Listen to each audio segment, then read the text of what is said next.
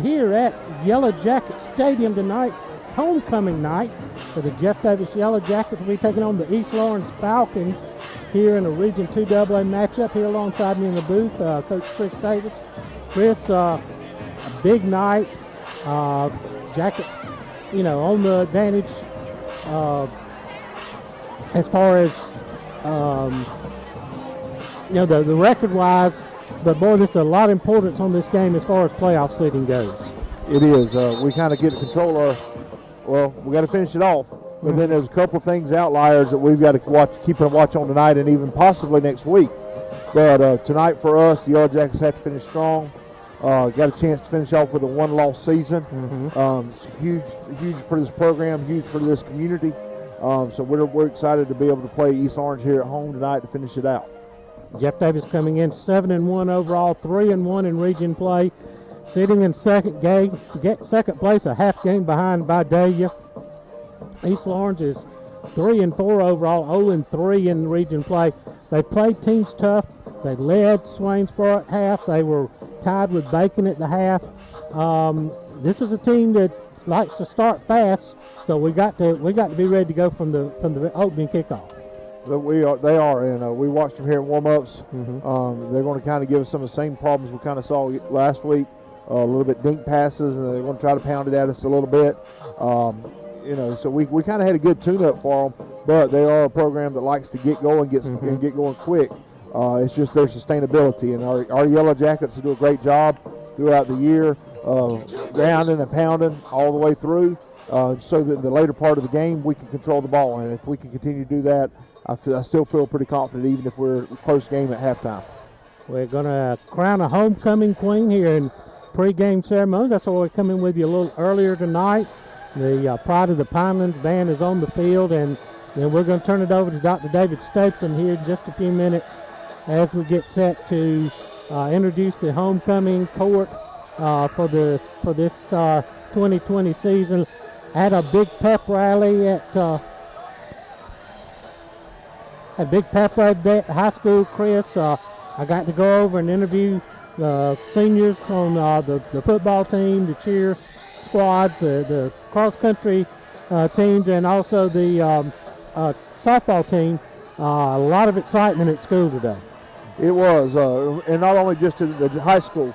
We started off the morning by our cheerleaders, softball team, cross-country team, football team, and band, loaded up on buses and went over to the primary school, did a little pep rally for them, went over and did elementary, pre-K, and then went and hit middle school, and then come back and had a big day at the high school for our student body.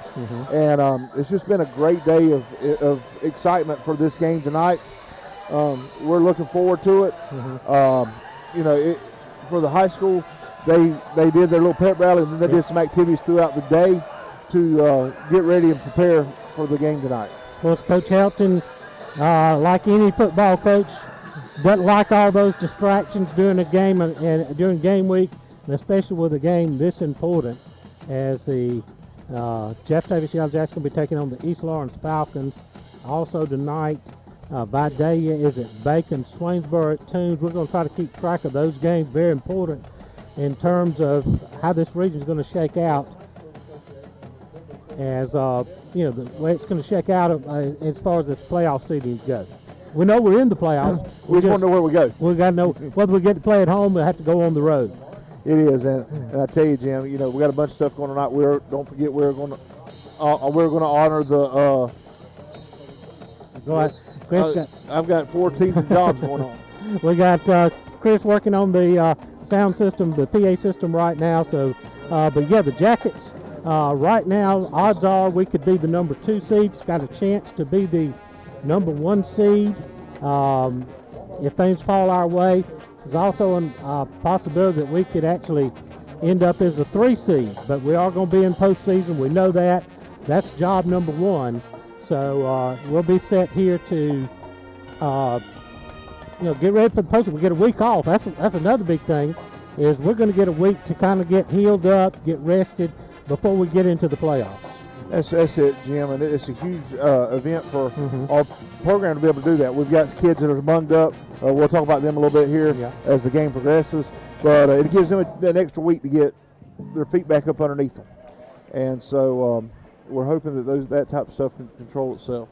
We got, you've got 1997 was the last time Jeff Davis started the season 7-1, and that was also that season our lone regular season loss was by day. It's similar to this season, and again 1997, and as we had last time we hosted a playoff game.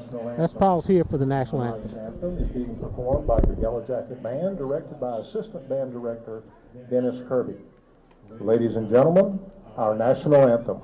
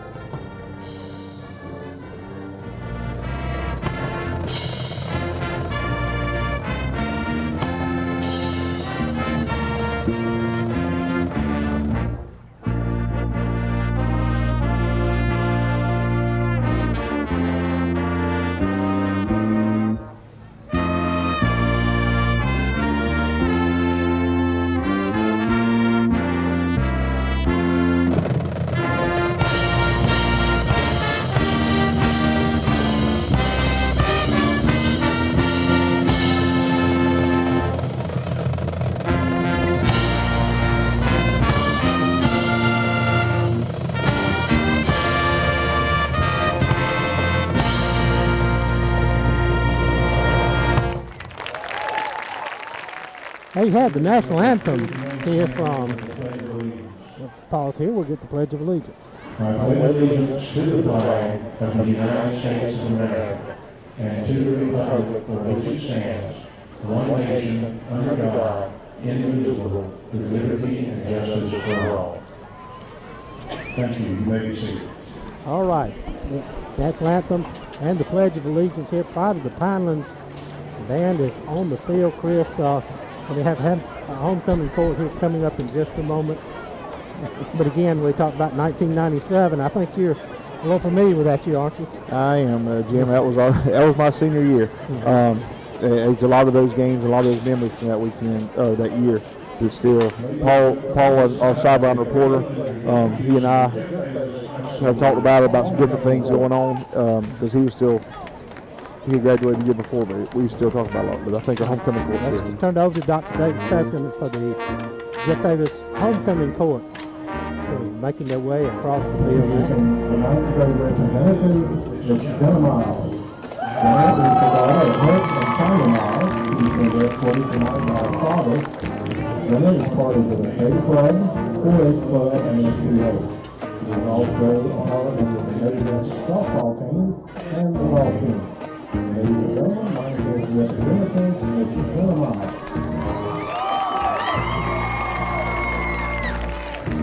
Sixth grade representative is Ms. Gracie Elizabeth Bannon.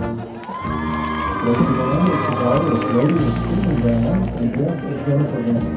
She is being reported tonight by her father, Jeff Bannon. Gracie is involved in competition cheerleading and table tennis. She attends outside of the church. Ladies and gentlemen, fifth grade representative is Gracie Elizabeth Bannon.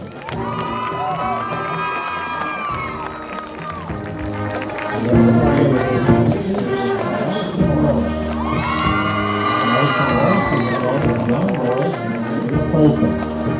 will be escorted tonight by our father, John Norris. Madison is a member of the Native Club and serves as vice president of the Green Path Student Council. He is also part of the Jeff Davis swim team and the Jeff Davis soccer team. Madison is a member of Oak Grove Baptist Church. Ladies and gentlemen, the legislative representative is Madison Norris. Now, ladies and gentlemen, I introduce our senior representative. Introducing Ms. Gabrielle Dawson. Debbie is 17 years old. She has been reported tonight by her mother, Shirley Dawson. Debbie serves as the vice president of the student council and is the secretary of FCLA. Jayla also enjoys working with the football team as an athletic trainer. The future plans are to attend Washington State University and to study towards becoming a psychiatrist. Ladies and gentlemen, senior representative Ms. Gabrielle Dawson.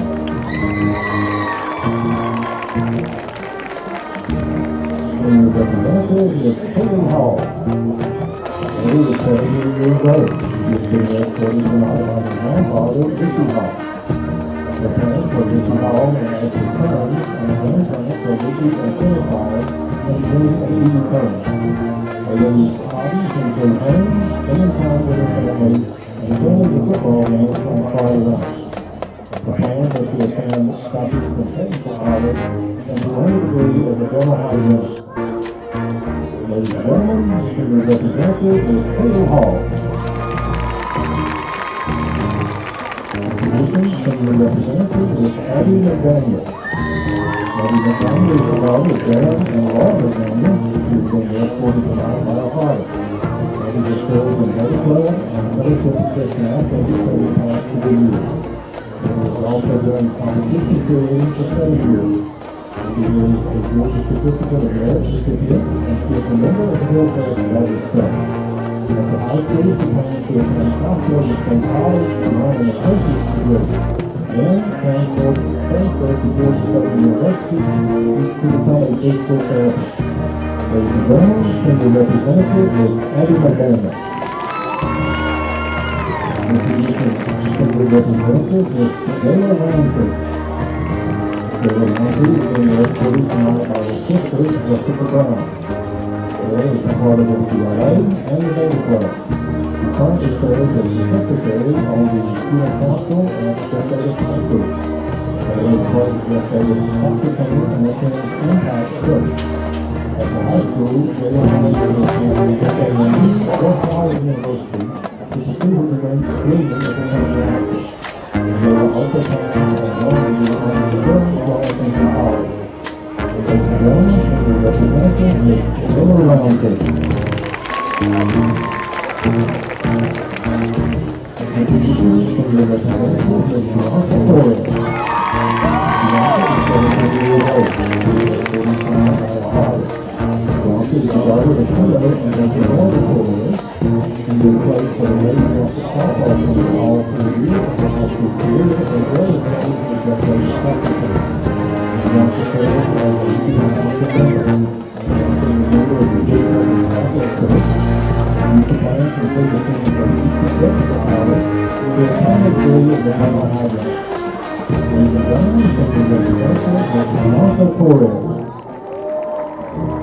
Introducing senior representative Micaiah Valentine. Micaiah is 17 years old. She is escorted by her father. Micaiah is the daughter of Giovanni Bennett and Cherie Valentine. She enjoys spending time with friends and family. She also enjoys painting, reading books, and shopping in her free time. After high school, Micaiah plans to attend the military and study to become a nurse. Ladies and gentlemen, senior representative Micaiah Valentine.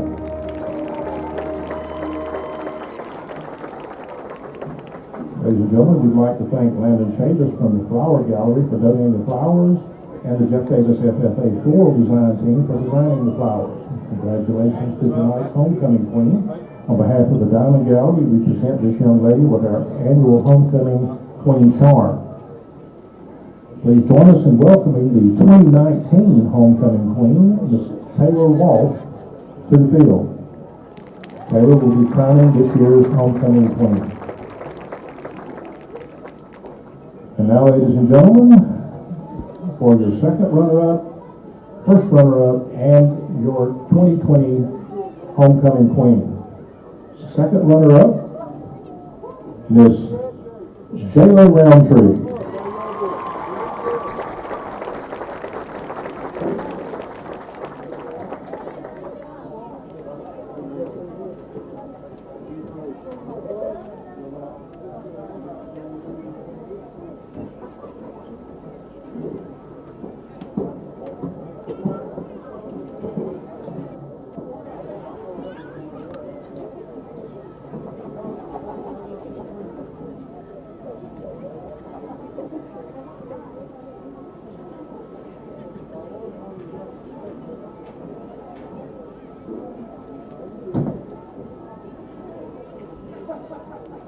Your first runner-up, Miss Gabrielle Dawson.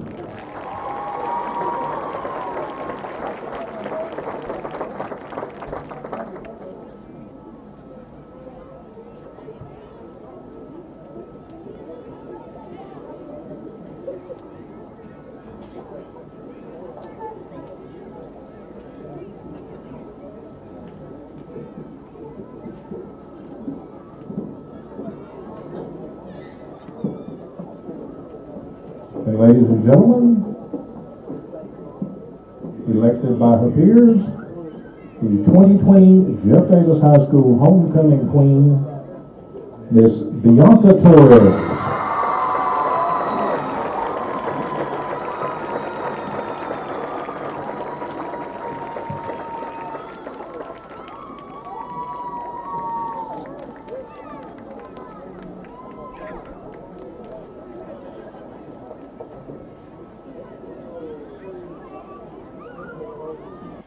Well, there you have the introduction of the homecoming court. Congratulations to Miss Bianca Torres and all of the representatives here on the 2020 Jeff Davis homecoming court. You see on your screen, those of you watching on live screen, being crowned by last year's homecoming queen, Kayla Walsh. Always a thrill for the young ladies to be on that homecoming court, Chris. It is. It's always a nervous night for their escorts. They don't want to be the one to trip. That's right. But no, it's a great job by these ladies. They get picked by their peers. They're able to come out and represent their classes and overall represent the school as the homecoming queen. We're going to take a 2-minute timeout, get some words from our sponsors. We'll be back with more of the Jeff Davis Hospital pregame show after 2 minutes on the Jeff Davis Yellow Jacket Football Network.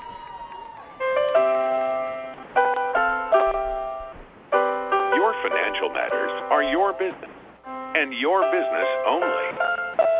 We keep it that way. At the Bank of Hayleigh, we have a tradition of confidentiality. Bank of Hayleigh, member FDIC. Did you think you may need to call Ear, Nose, and Throat Clinic of Coffee County? ENTCC provides a full range of ear, nose, and throat services for patients of all ages, including treatment of sinus disorders with endoscopy surgery, the treatment of sleep apnea and snoring, and allergy testing and treatment. If you'd like more information on any of their services, please ask any member of their team. 912-384-2200. 2 convenient locations, one in Tipton and one in Douglas. Let the providers at Ear, Nose, and Throat Clinic of Coffee County help you feel better. Do you think you may need to? Hi, I'm Jason Wilcox, Director of Behavioral Health at Jeff Davis Hospital. When it comes to mental health issues, you want personal care and devoted attention for your loved one. Jeff Davis Hospital has a new state-of-the-art behavioral health unit with all private rooms. Dementia, depression, bipolar disorders, anxiety disorders, and schizophrenia are a few of the conditions we treat in our behavioral health unit at Jeff Davis Hospital. Now you have a center of excellence close to home. Allow our excellent staff to assist your loved ones on the road to recovery. A dream vacation, need a new car, rainy day fun, baby on the way. What are you saving for? Simply grow your savings worry-free at Altamaha Bank and Trust. With our Savings Made Simple tool, your debit card purchases are rounded to the nearest dollar and transferred daily from your checking account to your savings account. It's really that simple. You save when you spend. Savings Made Simple is just one of the free services we offer to our customers. Give us a call or come by any of our locations and we'll get you enrolled. Member FDIC, Equal Housing Lender. And now, at this time, we take you back to the stadium with Jim Sewell and Coach Chris Davis. Thank you, Ronnie. Back here, the Jeff Davis Hospital pregame show. The Pride of the Pinelands out on the field right now performing the pregame show, Chris. But big game tonight. You look at the record, there's a tendency that you might want to overlook this team, but I'm going to tell you, we can't sleepwalk through this one by any means. No, East Orange is a strong team. They're just much improved from last year. Correct. Their record doesn't show it, but they're averaging right at 19.5 points per game. They're only giving up 24 points per game, roughly 23.6. So they're in the ball games. It's just they're not able to quite get over that hump in a lot of them because they're not sustaining through that second half like you talked about before the homecoming court. So they're coming in, and this is kind of like a playoff game for them. Their seniors want to try to turn their season, get some wins under the belt before they close out their senior year. So this is like a playoff game for them since they're all but eliminated from the state playoffs. It is, and you always want to go out and try to finish the season strong. It doesn't matter how bad it is. I've been a part of coaching a couple of teams that have finished the season 2-9, or 2-8, excuse me, and you still want to finish off on a positive note somehow, some way, either being in a real close game with a big team, which could happen tonight for them, or coming out with a win against a team that you weren't predicted to win. So I know East Orange will come out hungry, ready to compete against us. They are another spread team. I think everybody we played this year has run the spread. They're a little bit different. They'll run with tight ends a good bit. They still run out of the shotgun. The quarterback, Cole Strickland, very mobile, very dangerous when he gets in the open field. Throws it, got a strong arm, can throw it, half the length of the football field. Not always as accurate as you might need him to be. But I tell you what, he's a dangerous character. We're going to have to kind of keep him contained on the run and not let him get deep behind us in the secondary. Right, and Jim, you said earlier we've played a lot of spread teams this year, but how many times have we talked about the quarterback being a dual threat? Exactly. And, I mean, starting out again up in Lincolnton, Georgia, we were concerned there with their guy, and each week our guys have done a great job of containing the quarterback, keeping them in, and trying not to give up big plays. Our secondary has done a fantastic job staying on the receivers, keeping them in front of them. Granted, we do give up a big play every now and then, but our defense, we've talked about it, does bend, but they typically don't break. Two things that Coach Helton mentioned to me earlier this week. Jeff Davis leads the AA classifications in interceptions with 13, and we also lead the AA in rushing yardage per game. So I guess when you got a lot of spread teams, you don't have near as many running teams, but that tells you we're getting the job done this season on both sides of the football. We are. Again, talking about our secondary, you and I talked about, I think, last week about how long it's been since we've had a solid secondary on our defense. And it goes to all of them. Our corners and our safeties are able to play the ball, play the run as well. They come up and they field their alleys like they're supposed to. They're also able to cover their defenders in the open space whenever they're running the routes. And then our offense, because we're all playing teams that are throwing the ball and moving it around, we're able to be methodical with the run game, and we're getting down the field. We bust one typically each half for a long run over 40 yards, and on the year we're averaging 370 yards a game, and even the couple of games that we've played that have been as you and I've set up here going, man, we ain't really getting it going. Still, at the end of the game, we're around that 350 mark. Right. So it's a methodical offense. Old school guys like me love it. Today, it's as we see the trend in high school football is going to the wide open spread attacks, but I still like that 3 yards in a cloud of dust and playing hard-nosed defense. Yes, sir. Grew up doing it, grew up coaching it. Now I'm able to sit up here and let's talk about it. But it definitely is. It's something I enjoy because you can control the clock. And I learned a long time ago, sometimes the best defense is your offense. If you can keep the ball out of their hands, there's no way they can score. That's exactly right. And we've done a pretty good job at it. We are one thing we have had a little bit of a struggle with was turnovers. And if we can eliminate those and eliminate the penalties that we average going per game, we look really good. I think if we can, a couple of things to clean up as we now head looking ahead towards the postseason. This team can make some noise in the playoffs if we play our game. I believe so. Kind of looked at the potential brackets. You can't count on anything right now because all it's going to take is this week and next week a win here and a loss there by certain teams. That's going to change it up drastically. But just kind of looking at it, I'm like you. I think we can make a little bit of noise in the playoffs this year, kind of bring a little bit more excitement back to Jeff Davis football. We've been ranked off and on throughout the year. Right. We're getting a little bit of love from throughout the state, and getting some recognition. And that's what these guys have done. That's what these coaches have done.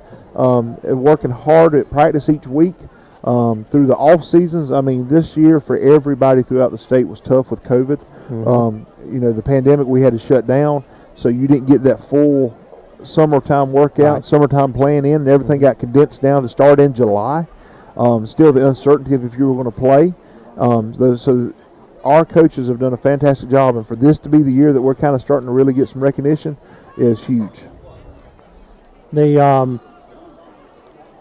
Let's take, this is the Jeff Davis Jeff Davis Hospital halftime show. Let's take a 2-minute timeout, get some words from our sponsors. We'll be back after 2 minutes on the Jeff Davis Yellow Jacket Football Network. Attorney Bruce Edwards is a leader in workers' compensation law. For a decade, his workers' compensation settlements have been 8 times the average workers' compensation settlement in Georgia. That's 8 times the average injured workers usually receive. If you live in South Georgia and you've been seriously injured on the job, call 912-384-5700 for a free consultation. That's 912-384-5700. Or do your own research at bruceedwardslaw.com. H&H Home Supply, Cromartie Street in Hazelhurst invites you to stop in soon. Take advantage of great deals all over the store. They have Bayou Classic fish fryers and the all-new Blackstone griddles to keep you cooking outdoors. Also, you have to see one of the largest selections of case knives in Southeast Georgia. H&H carries lumber and building materials, as well as Valspar paint and Cabot stains. They appreciate your business. H&H Home Supply, Cromartie Street in Hazelhurst.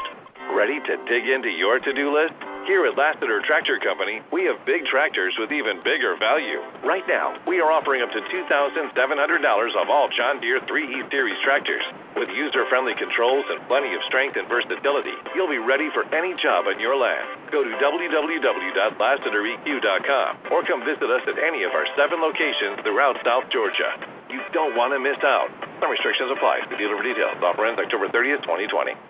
Baby and Me Boutique offers beautiful high-end fashions for baby and me. Making baby beautiful is their specialty, with gorgeous gift selections from Mud Pie, Three Sisters, Banana Split, Millie J, Properly Tired, Angel Deer, and so many others. Baby and Me is the perfect place for your baby registry. Visit the shopping destination Baby and Me Boutique, located at 1045 West Harper Street in Baxley, and follow them on Facebook and Instagram.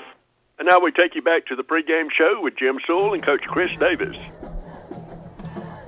Back here at the Pinelands, as we're getting set for action tonight, Jeff Davis Yellow Jackets taking on the East Lawrence Falcons in a Region 2 AA matchup. Let's go ahead and get you the Williams brothers starting lineups. Chris Davis is going to give you the starters on Jeff Davis on defense. Tonight our defensive ends are going to be number 9, junior Mayan Conaway, number 18, senior James Wood. Our 2 defensive tackles for tonight is sophomore Amarian Mitchell, number 77, and number 79, senior Charles Stegall. Our outside linebackers for tonight's game are sophomore, both of them sophomores, number 13, Peyton Laney, and number 38, Landon Robertson. Our inside linebackers for tonight's game is junior, number 54, Curtis Morgan, and freshman, number 44, Carter Mullis. Cornerbacks for tonight is number 7, junior C.J. Parker, and number 6, sophomore Terrence Clemens. And our free safety for tonight's game is junior, number 3, Willie Skipper. Now your Williams brothers starting lineup for the Jeff Davis Yellow Jackets. On the offense, at tight end, number 88, Matthew Glass. Starting at right tackle, senior, number 79, Charles Stegall. At right guard, alternating, you'll have number 71, Chaston Gouge, a senior, and number 54, Curtis Morgan, a junior. The center will be junior, number 74, Connor McClune. And left guard, junior, number 66, Nate Lewis. And left tackle, a senior, number 67, Tyson Alls. At wingback, number 2, junior, Ahias Allen. The other wingback position will alternate between number 6, Terrence Clements, a sophomore, and another sophomore, number 13, Peyton Laney. The fullback will be number 36, Landon Robertson, a sophomore, and senior quarterback, number 22, Cade Walters. And those are your Williams Brothers Trucking Company starting lineups. Captains for tonight's game for East Lawrence, number 64, Palmer Davenport, and for the Jeff Davis Yellow Jackets, number 16, Connor Ray. Connor had that injury first game of the season. He's been cleared. Good to see him back in full uniform tonight. Yes, it is. It's good to see him there. He's getting to walk out and represent the team tonight as a captain in the last regular season home football game. Tosses up. Waiting on the official now. I don't know if they decided what the coin looks like or not. Jackets in their gold rush uniforms, gold jerseys, gold pants, and navy blue numbers. Navy blue helmet with the interlocking JD. Looks like we have won. And Jeff Davis has won the toss. They've deferred to the second half, so East Lawrence will get the ball to start the game. The Falcons in white jerseys, black numbers, black pants, black helmets. Jeff Davis will kick from right to left or from the concession stand towards the scoreboard. Always good. And Coach Helton a little bit hesitant when the team voted to go with these all gold uniforms. Last time we wore them didn't turn out so good, but this is what they wanted to do for tonight for homecoming. So the gold rush, as they call them, uniforms. Falcons make their way onto the field on the far side. And we're waiting on the Jackets to make their appearance. We got a good crowd on our side tonight. East Lawrence is kind of a little sparse over there.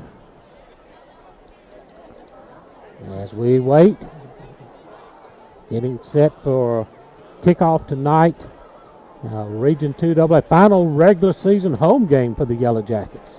A final regular season game at all. Here come the Yellow Jackets.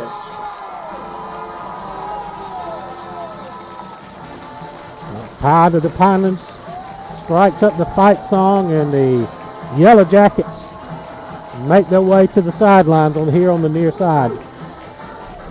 Yep, it's been a quick season, Chris. I mean, it seems like only a week or so ago we were on that bus heading up to Lincolnton, Georgia for the season opener. You had a tough job. You drove us up there and back and called the game in the middle. So. Yeah, it's part of it, but it doesn't seem like it was a long time ago. More so before that, I think it was because, Jim, we were so concerned if we were going to get a season in. That's right. Now we got a season in. It seems like we're eager every Friday night to be able to play this game, to be able to highlight all of our athletes, our band members, our cheerleaders. So we're looking forward to it. We are definitely ready to go. And we get a break, like you said, we get a break next week, and then it's been a long time since Jeff Davis has played football on Thanksgiving Friday. That's right. No Black Friday shopping unless you go up and go early in the morning. There you go. Zach Strickland's back deep to receive the ball for the Falcons. Audio Placentia, who's wearing the right number tonight, number 91. He'll tee it up. And we did clarify why he wore the other number. We did. He's got 22 touchbacks on the season. We've got a little bit of a breeze coming in from the scoreboard end of the field, but it should not be enough to deter what we do. Trying to check see if we're going to pooch kick it here or if we're going to kick it deep. I tell you, beautiful weather tonight. The first of the week forecast sure didn't seem that way, did it? No, sir, it didn't. We were kind of worried that Etta was going to come. The Audio takes a deep drop. As we're just about set to go underway, boots it away, a low driving kick. Hits it into the end zone for the touchback. Number 23 on the season in the Jackets. The Falcons, rather, will go to work at their own 20-yard line here to start the football game. Coach Strickland, the starting quarterback. T.J. Rozier will be his main guy in the backfield, and they'll deploy from 2 to 4 wide receivers at times. And again, Jim, looks like it's one of these offenses is going to go short. No huddle on us. Our defense has been seeing those all season.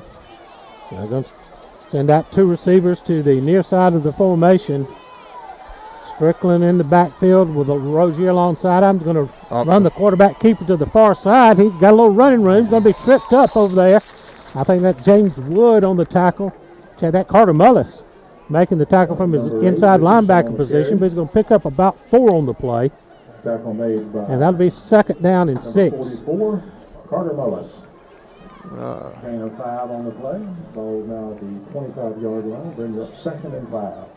2nd down and 5 to go as they go no huddle. Trips come to the near side of the formation. Jackets shift that 4-man front. Strickland back. Going to throw quick outside, high and incomplete. Had it in his hands and couldn't bring it in. On the far side, be 3rd down and 5. Brings up 3rd down. Got to rotate in some of our defensive linemen to give us a little bit more speed on the inside. We got Melvin Wilcox, his intended receiver, on that side. So now we go 3rd and 5. Got to get somebody out here. Got 1 receiver to the near, 2 receivers near side, 1 receiver far side. I got a blocking back set up behind right tackle. Got an issue up front. Officials blowing the whistle on. Officials from the goal, they're going to send one of their players off. That is Tyler Montgomery, their right tackle. Like it was a little bit of an equipment issue. Jermaine Wright checks in at right tackle. There we go, 3rd and 5. Big play for the Jacket defense. You creep a linebacker up inside, going to throw a quick out to the far side. It's complete. Tackle. And breaks the tackle, gets a 30 in the 1st down, and out of bounds was number 14, Zach Strickland on the catch. He's got the 1st down and out of bounds at the 32-yard line. 30. Back at the 33. 33-yard line. Ball spiked at the 33, 1st and 10. Ball on the near hash, 1st and 10 Falcons. They're going to split 2 to the near side of the field in a stack formation. Strickland takes a snap, gives it straight ahead to Rozier. We stack him up right line, but he drags a guy across the 35 to the 36. So pick up a 3 on the play. Pulled the guard and kicked out our defensive end. We're able to come up underneath him. 35, Rozier on the carry. The 2nd down and 7 for the Falcons. Just underway here. 36-yard line. Brings up 2nd and 7. Trips come to the near side, 1 receiver far side. They'll show you multiple formations all night long. Send a man in motion across the formation. Run the jet sweep with Strickland. Trying to run it out to the far side with good pursuit. He's going to pick up 3 or 4 yards, though, and be out of bounds right around the 41-yard line, it looks like. Got an injured player on the field here. Pick up a 5 on the play. He's going to bring up 3rd down in about 3. Now got a timeout on the field. McCarty Auto Parts, 30-second timeout. Baby and Me Boutique offers beautiful high-end fashions for baby and me. Making baby beautiful is their specialty, with gorgeous gift selections from Mudge High, The Reese Sisters, Banana Split, Millie J, Properly Tired, Angel's Ear, and so many others. Baby and Me is the perfect place for your baby registry. Visit the shopping destination Baby and Me Boutique, located at 1045 West Parker Street in Baxley, and follow them on Facebook and Instagram. 3rd down and 3 for the Falcons at their own 41-yard line. Ball sitting on the far hash. 10-12 remaining in the 1st period. Got 2 receivers near side, 1 far side. Zach Strickland back looking to throw near side. Overshoots his man who went up high, but out of his hand. Terrence Clemens came up and made a hit to make sure it didn't stick. So that's going to bring up 4th down in a punting situation for East Lawrence. Well, let's see what they do. They send the punting team on. From personnel.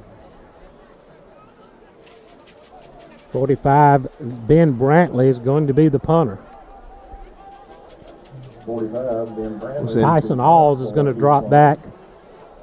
And he's only taking a short drop. We may not be sure they're going to kick it. It's 4th down and about 3. Now Tyson gets a full drop back to about the Jacket 30.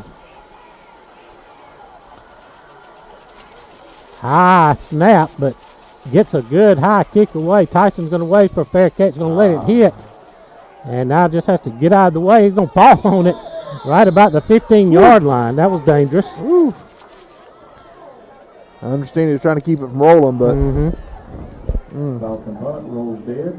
46 yards on that punt from Brantley, and the Jackets will get their first possession now, starting from their own 15 with 9:56 to go here in a scoreless ball game.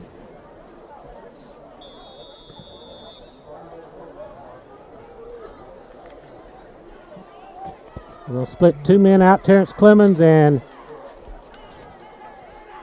split in the slot on the near side. Got one wing back, a Heiss Allen at the wing. He's going to split out wide. Going to throw the wide receiver screen out to Heiss. He's got it complete. 20. Breaks across to the 25 and maybe forward to the 26-yard line. So a little screen pass out there to a Heiss Allen coming out of the backfield. I'll mark him at the 27. Ball spotted at the Pickup of 12 on the play. First down, Jackets. All on the near hash. Mike Dotson comes to the left. Tyson Halls to the right. High starts in motion. Going to give it inside to Robertson. Check that. No, they pitched it out there to Allen. He's got running room. He's across the 30. Number 2, Allen on the carry. Kate's all the end, crashed down, pulled it out, made it a good little pitch to Heiss. They able to get around the corner down there. Going to mark him at the 29-yard line. 34-yard line, excuse me. Pickup of 7 on the play. Brings up third down and 3. Second and 3, rather. Gave him a little triple option look there. Jackets offensive line moving the front pretty good. One receiver splits to the short side of the field. Ball on the right hash. Jackets going right to left. Now we flip a tight end over. Got a whistle and timeout taken by, I guess, East Lawrence. Let's take a 30-second McCarty Auto Parts timeout. Douglas Metal and Steel is now offering painted metal for just $1.69 per foot. You heard it right, painted metal $1.69 per foot. But there's more. Galvalume is only $1.29 per foot. Douglas Metal and Steel is your metal and steel specialist. It's in their name. And they're offering Galvalume for $1.29 per foot and painted metal for $1.69 per foot right now. Stop by Douglas Metal and Steel for your free quote. 2141 Broxton Road in Douglas, or call them at 912-393-1816. Douglas Metal and Steel, your metal and steel specialists. Back here on the Yellow Jacket football show, here in the Pinelands Baker Hazlers update. Early in the first quarter, Bacon County 7, Vidalia nothing. There we go. But I tell you, Bacon plays tough. They do. I tell you, they've given some teams, they scared to death out of both Toombs and Swainsboro before falling in close games. That'd be a big win in the Jacket, a big result in the Jackets' favor if Bacon can pull that one out. Be a big win in Bacon's program. It sure will. Second down, 3 for the Jackets on the far hash. Double wing set. One receiver split to the short side of the field. Now we loop a tight end over, splits out. Give it to running back coming near side, breaks the tackle. He's at the 40, the 50, coming down near side. Terrence Clemens, he's got the 30, the 20, drug down behind at the 20-yard line. Terrence Clemens coming off on the sweep around, the buck sweep around left side, and got some nice running room for the sophomore. And he's down inside the 20, almost to the 15. Let's see where they spot him. Well, they're backing it up there. They're going to spot him on the 20, it looks like. At the 20. Ball spotted at the 20-yard line. 30. That'll be 46 yards. Yep. Well, first and 10, Jackets at the 20 after that big 46 yards jaunt by Terrence Clemens, a sophomore. Austin Wood out this week after sustaining ankle injury. 2 receivers split to the far side. We stayed double wings. Kai and Dotson in at the fullback position, get a whistle. And Jackets are going to take a timeout. Let's take another 30-second McCarty Auto Parts timeout. Brought to you by Hazelhurst Auto Parts is your one-stop for all of your truck and tractor parts. They also specialize in hydraulic hoses, adapter fittings, air conditioner hoses, and all other auto repair parts. Come by and see the local and friendly staff at Hazelhurst Auto Parts, located at 10 Southeast Railroad Street in Hazelhurst, your local Napa store. Hazelhurst Auto Parts, let's go Jacket. Hazelhurst Auto Parts would like to spotlight seniors number 67, Andrew Aycock, and number 18, James Wood. Back here at the Pinelands, let's go to our Southern Eye Care sideline reporter, Paul Wood. Paul, tell us about that run by Terrence Clemens. Mr. Jen, that was a big run by Terrence Clemens. We opened up a good hole right there on with Andrew Aycock and Matt Glass with a high Allen lead the block, and Terrence just took it all the way down to the 20. Thank you, Paul. 8:24 remaining here in the first period of play. No score, but Jackets in the red zone. Ball at the 20. Dotson and Alls are going to split out wide to the right. Ball on the left hash. Double wing set. Allen goes in motion. Going to give it straight ahead. Check. Kay's going to pull it, keep it. Going to dart inside to get a couple of yards. Inside to about the 17. Thought he had a little seam there. He ducked it in, and the hole collapsed on him. At the 18. 2 to the 18. Looks like around the 17-yard line. Be second down and 8. 3 brings second and 7. Ball sitting now in between the hashes. Going to send one receiver to either side. Mike Dotson left. Tyson Alls right. Allen goes in motion. Going to give it to Heiss, looking for running room on the right side. They'll get a flag. He had the first down, but that one's going to come back. After a flag thrown in the backfield, that's going to look like holding on the Jackets. Yeah, and I'm going to go ahead and tell you, that guy was pushing into us when he wasn't really trying to get away. But our hands were outside the shoulder pads. That's where the hold come in. But that was a questionable call on that one. Flagged right about the 17-yard line. It's going to set the Jackets back. Jeff Davis. 7:40 to go here in the opening period. No score in the game. The Jackets threatening, but that's going to move it back to the 27-yard line. Well, it'll be second down and let's call it 17. You get an echo from the announcer over here. One receiver comes to the near side. That's Mike Dotson. Now we flip a tight end over.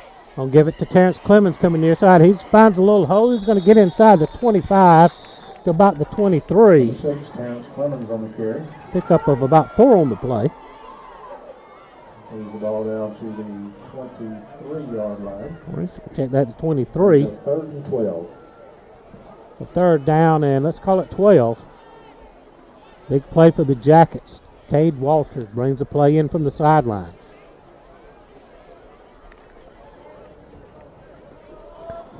First third down for us tonight. Tyson Alls comes out wide to the left. That's C.J. Parker, I believe, in the slot to the near side. Cade rolling near side, looking to throw. Going to go deep in the end zone. Got Tyson. Oh, touchdown! Yellow Jackets! Tyson Alls on the catch. It's the same one they run in pregame. Long pass to number 4, Tyson Alls.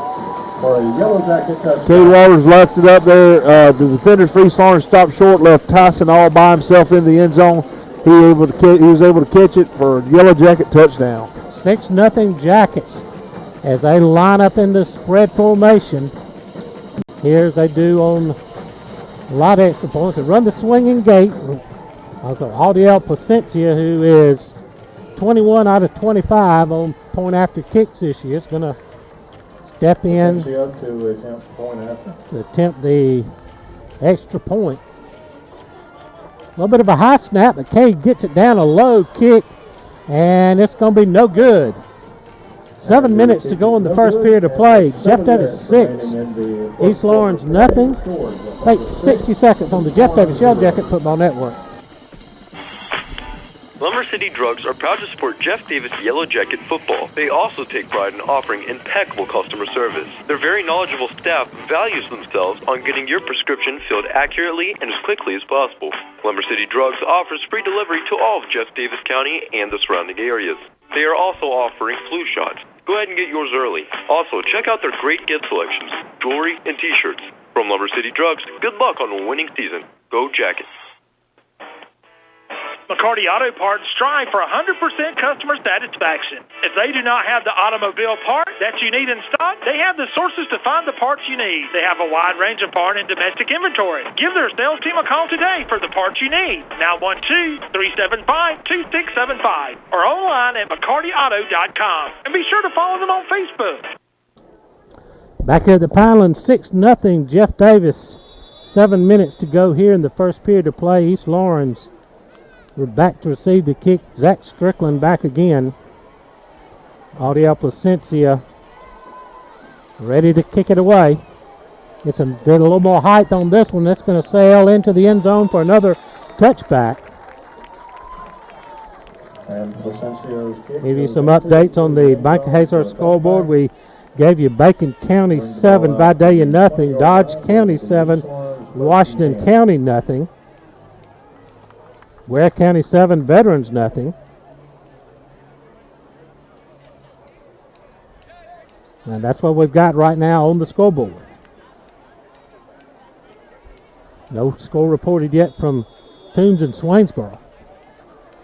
East Lawrence goes to work. 2 receivers split to the far side.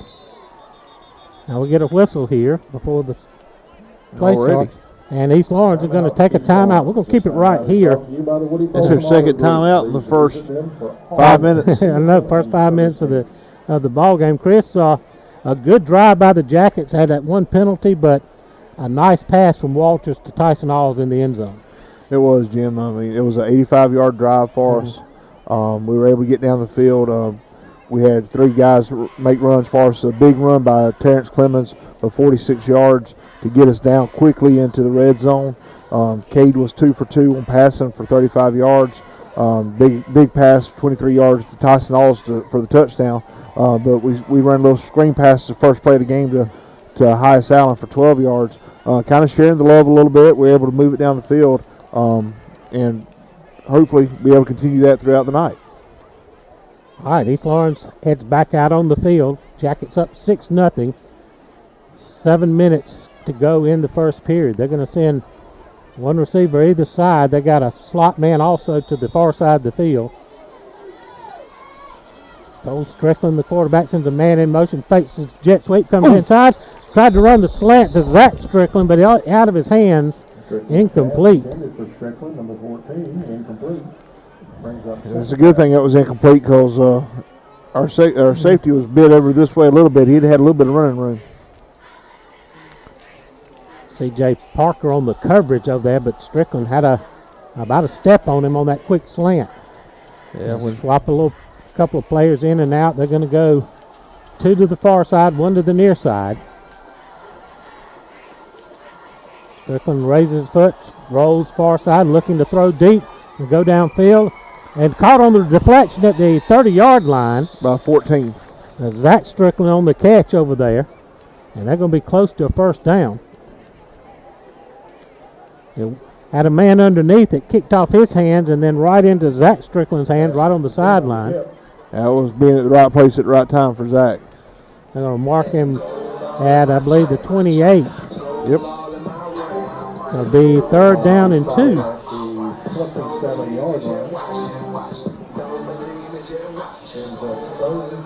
It's a big 3rd down here. They are 1 for 2 on 3rd down conversions. Ball on the far hash. 2 receivers come near side to the wide side of the field. 1 receiver on the short side. Strickland going to feed it inside. Check it. He pulls the handoff, keeps it. I believe we stopped him short of the line to make. That's going to bring up 4th down. Good. He got back to the original line of scrimmage, I believe. I don't think they will give him a yard. Big 3rd down stop for our Yellow Jacket front. 3, 4. Those 2 guys inside, Andrew Aycock, Charles DeGaulle, wrapped up Strickland before he could get ahead of steam, and so Ben Brantley is going to come on to kick it away.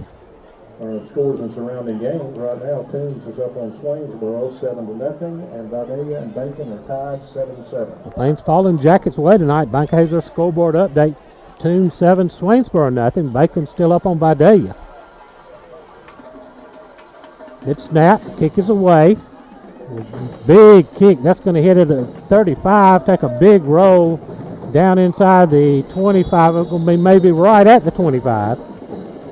Another big kick by Brantley. They're getting some good rolls tonight. Pinning us deep again. 47 on that kick. Take that to 24. It'll be first and 10. The Jackets will get the ball here with 5:49 to go, leading 6-0 at the 24-yard line. We had a 6-play, 85-yard drive last time. One receiver to either side of the formation. Double wing set. Allen starts in motion. Going to come near side to CJ. Almost intercepted. CJ did a good job of breaking that back up. Pass was intended for number 7, CJ. That was incomplete. Brings up second down.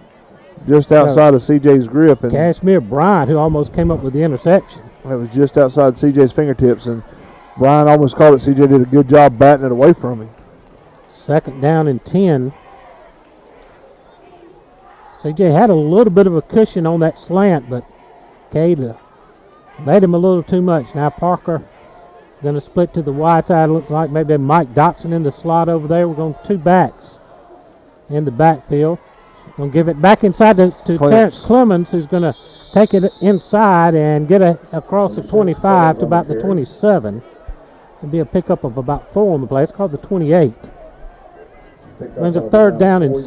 The ball will be spotted at the 32-yard line. Clock running 5:25, 5:22 to go rather. On the 28, right. Jackets up by 6. We missed the extra point. Big third down and 6 here. Parker and Dotson going to come to the left. Landon Robertson sets up. Now he's going to shift him back over to the right. Empty backfield. Going to send Terrence in motion. Going to come near side. We've got a lot of blockers in front. He's got the 35, 40, stays in bounds. Gets across the 45 and finally out of bounds at the 47-yard line. Terrence Clemens on another big run.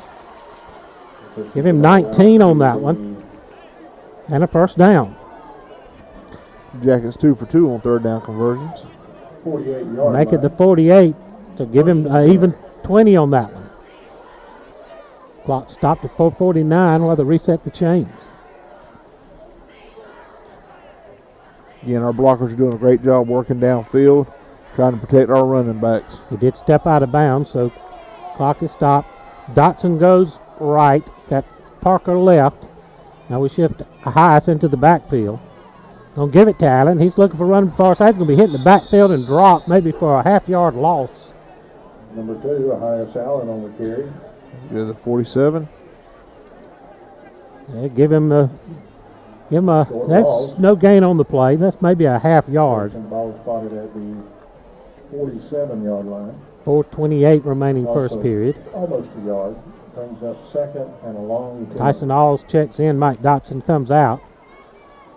Alls is going to split out wide to the right. East Orange trying to flip their defense to match us. Robertson in at the fullback. Going to give it straight ahead to Landon. He's going to get a couple of yards shy of midfield. I think he gets spotted at the 49. Across the midfield. He kind of poked through. Wow, he did shimmy through there. So that'll make it third down and about 7. They are the Falcon 49. 49-yard line. Big third down play here for the Jackets. Third and long. The Jackets are 2 for 2. Let's see if we can go 3 for 3 here. Alls is going to split to the near side. Along with Matt Glass, the tight end is going to split out in the slot. We've got the fullback offset to the far side. Get to Allen.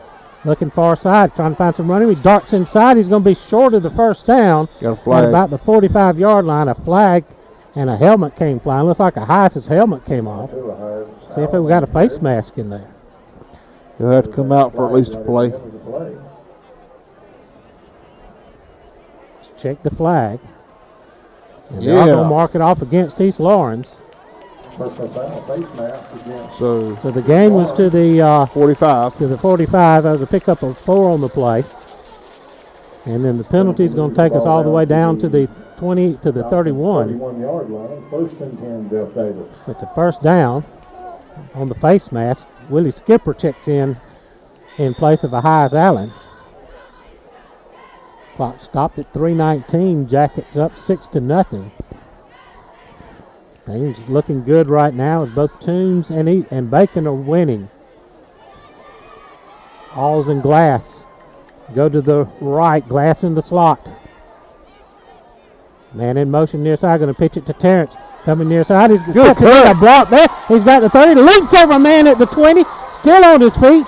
That's Willie Skipper. That's Willie Skipper on the run. He's all the way down to the 10-yard line. That's a couple of athletic moves. There's that big cut right inside a nice block out here on the left side. Big, good cuts by Willie. Ball's going to be spotted at the That's a couple. 2:55 to go in the opening period. Jackets back in the red zone. Pick up a 20.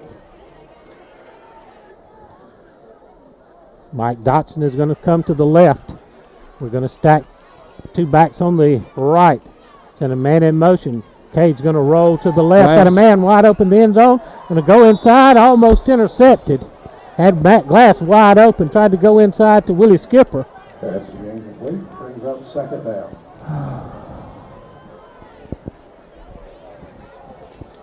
Bring up second down and 10 now from the 11-yard line.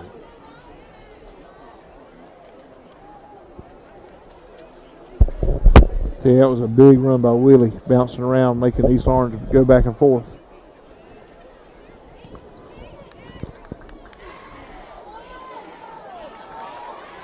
Ball on the near hash. Dotson comes to the left. Double wing set. A high starts in motion. Going to give the reverse back near side. Going to hit in the backfield and drop back at the 13-yard line. I believe that was Clements trying to run the reverse, the double handoff. Yep. A loss of 2 on the play. Third down and 12. From the 14. We still can't get a first down on the 1 foot line. Third and 13. So it's third and long from the 14 now. Third down. Ball stays on the near hash. Dotson comes to the short side of the field. Robertson in at the fullback. Okay, dropping back throw, looking to Dotson in the corner. Then on jump ball. And he can't come down with good defense back there by the Falcons as it was 50-50 ball. Big Mike Dotson went up and couldn't bring it in. Let's bring up 4th down and see what we do here. I see RDL in there, so we're going to try a field goal. It's at the 14. It should be a 31-yard attempt from the left hash rather.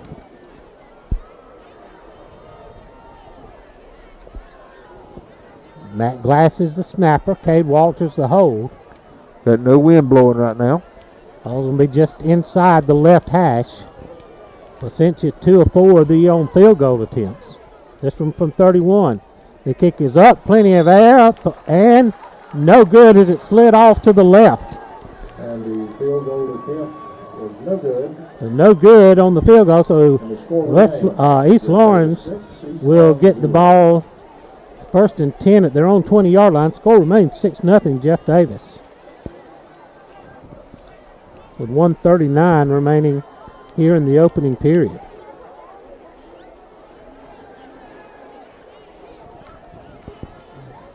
East Orange only got 1 first down so far this quarter.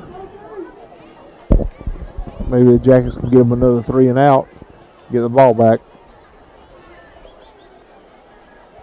East Orange goes to work, first and 10 at their own 20. Got 2 receivers near side, 2 far side. Empty the backfield, going to go to the far side. Almost picked off over there. Peyton Laney broke on that screen pass. They tried to throw out to the far side, and Laney almost had a pick 6. That would have been huge. Brings up second down. Bank of Hazelhurst updates on the scoreboard. Vidalia 7, Bacon 7 now. Still in the first. Toombs 7, Swainsboro nothing. Keep it up. 1:35 to go here in the first. Jackets up by 6. One receiver far side. 2 come to the near side. Strickland back looking to throw. Going to come near side. That's going to be incomplete. Got a flag thrown. Tried to come out to Arion Cooper. And let's check the flag. There's a flag on the play. The pass was incomplete. The holding against East Lawrence. Going to be against the Falcons. Holding. Decline. The Jackets going to decline it. Makes it 3rd and 10.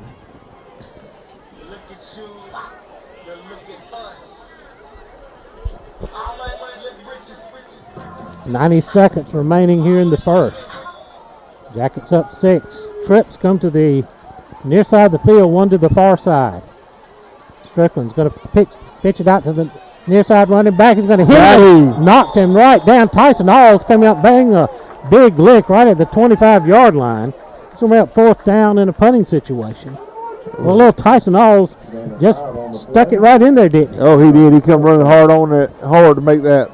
Was that 2 that caught it? I believe it was. Minute 2 to go in the first, and Tyson Alls, who just made that big stop, is going to drop back to receive the punt. I tell you what, if we put a rush on that snap that they're going for the punter has a lot of air under it. We might have a chance to get back there and get one if we get a chance. That one has a little more zip to it. That's going to be a high short kick, though. Backspin. Going to hit it the 47 and going to take a Falcon roll to the 41-yard line. The Falcon punt rolls dead. Will be marked at the 41-yard line. It'll be 1st and 10. Jeff Davis. 34 yards on that punt. The Jackets will start with good field position at their own 41 with 35 seconds remaining here in a long first period. That it has been. Game started at 7:30, so it's been over 30 minutes to get 12 minutes of football in. Ball on the near hash. Alls is going to come split to the short side of the field. Going to send Terrence in motion. Going to give it instead to Allen on the back side. He's going to jump inside and get up to about the 48-yard line. A pickup of 7. Ball's going to be spotted at the 48. Back into the 48. 47-48 yard line. Be 2nd down and a long 2. And that should be we may get another snap in. 10 seconds remains. We come to the line quickly.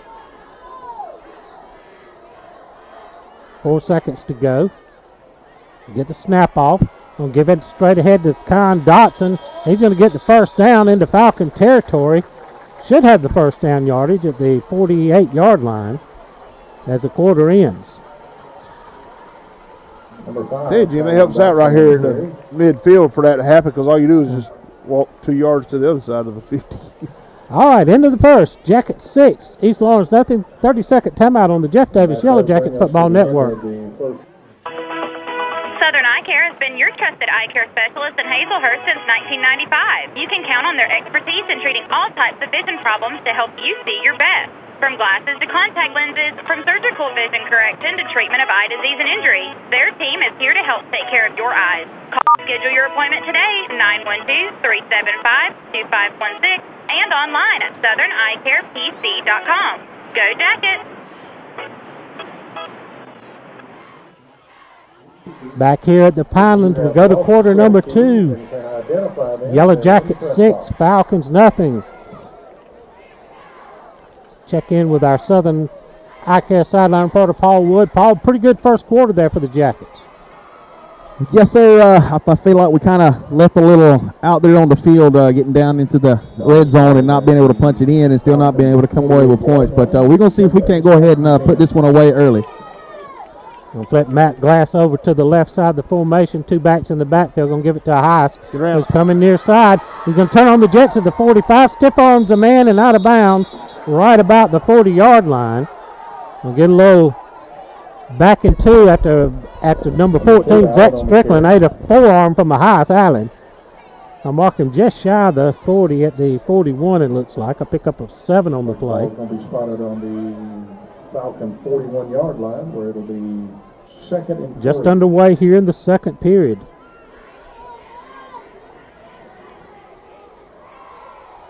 We'll be tracking scores on the scoreboard. Still 7-7 by Delia Bacon. Toombs up 7-0 on Swainsboro. One receiver to the far side. Allen comes in motion, got a flag. A false start. Got a little too quick on the start there, so it's going to back us up to the 46. Flag on the play. Makes it False start. second down and about 7 now. I think one of our wing backs flinched as the other one went in motion. Second and 8. Hawkinsville 16, Troutman nothing on the Bank of Hazlehurst scoreboard.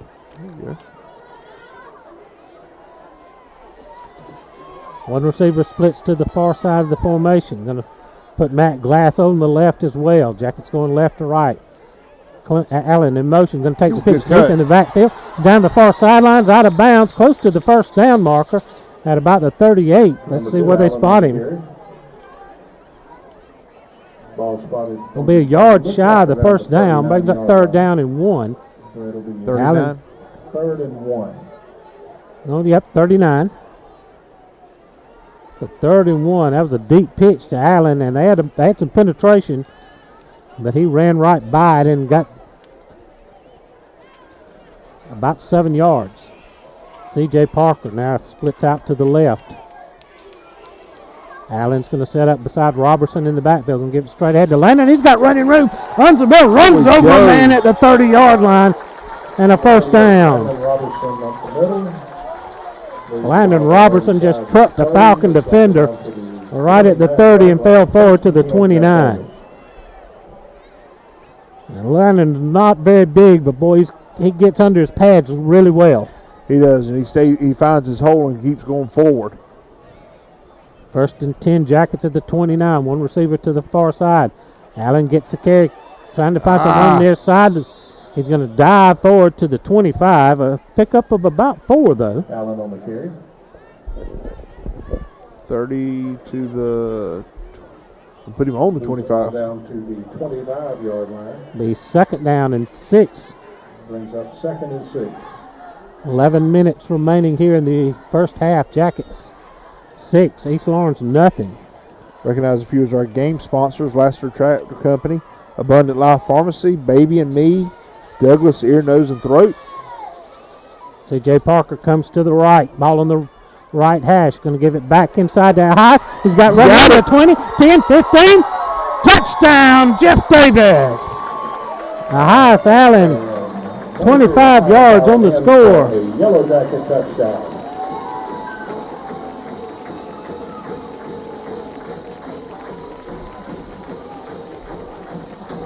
10:43 remaining in the first half. They got some good blocking right here on the right side of the line, and nobody touched him all the way down the sidelines. Again, the Jackets spread it out.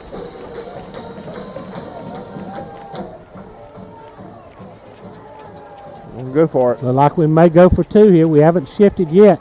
Now Allen comes in motion. He's going to run the option. He's going to cut it inside. He's going to dive to the end zone. He gets in for the 2-point conversion. Your score, 10:43 remaining in the first half. Jeff Davis 14, East Lawrence nothing. Let's take a 60-second timeout on the Jeff Davis Yellow Jacket Football Network. If you are a Class A CDL holder with 2 years of experience, come on out and apply with Williams Brothers Trucking. WBT cares about the safety of their employees and would love to have you as a part of our family. WBT offers great benefits like competitive pay, 401k, health care, and hauls that will get you home every day. We look forward to working better together with you. Williams Brothers Trucking in Hazlehurst. Abundant Life Pharmacy in Baxley cares about your health and your family. Visit them for all your prescriptions and over-counter drug needs. While there, choose from their large selection of drugs, gift items, and they even have a health food store that offers gluten-free food. You can use their convenient drive-up window or go inside. Abundant Life Pharmacy, located at 117 North Main Street in Baxley, across from McDonald's in Baxley, or call 912-367-8404. Go Jackets! 14, Zach Strickland back to return for Strickland back to receive for the Falcons as Audiel Placencia gets it teed up. Jackets increase the lead now, 14-0. 10:43 remaining in the half.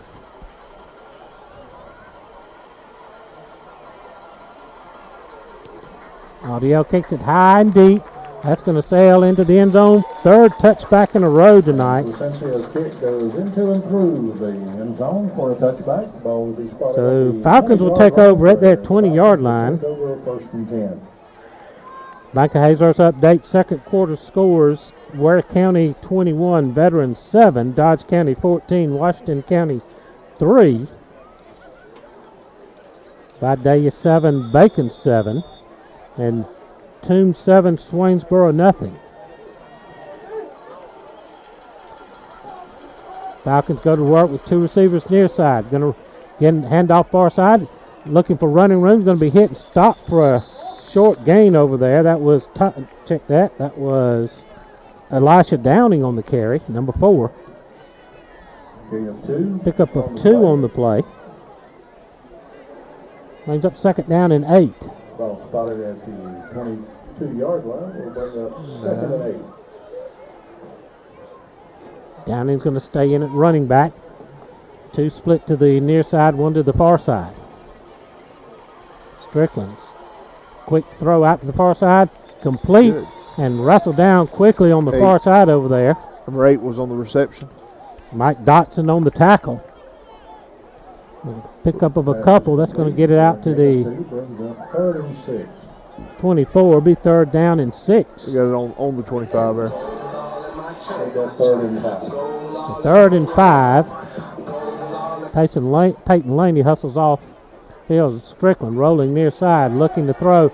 Going to come short and in and out of the man's hand. That'll bring up fourth down. Tried to hit Zach Strickland. Not sure if those are brothers or not. They're both seniors. So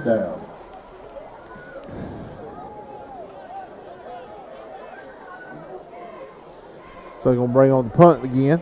Maybe if he's punting into a little bit of a wind, it won't be a 40-yard punt. Tyson Alls is going to drop back around midfield. Jackets should come away with good field position here. 9:35 remaining in the first half. Jim, I tell you, those long punts have allowed the Jackets. We got 206 yards of offense on the night already. They've had 3 good punts on the night. He gets another good one away. One's going to hit right at midfield, and that takes a little bit of a roll, then backs up. It's going to be out of bounds 46. At the 46-yard line. Falcons punt. Goes out of bounds. And it's spotted at the Jeff Davis 46. Well, that'll be and the Yellow Jackets will take over first and 10. 25 and 4, 29-yard punt. 29 yards on the punt. So the Jackets go to work with 9:24 remaining. Good field position at their own 46-yard line.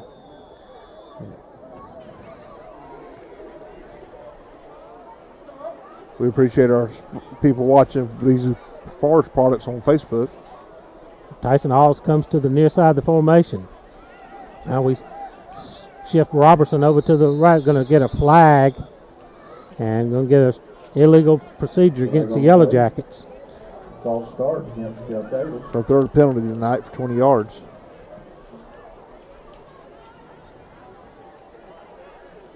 It'll be first down and 15. Move back to the 41.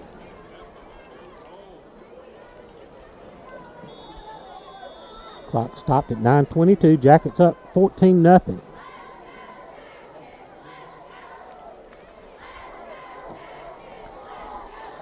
Like a Hazard scoreboard, Toombs has just gone up 14-0 on Swainsboro. We'll split Matt Glass out on the near side, got one receiver to the far side. Should still be first down, shouldn't it?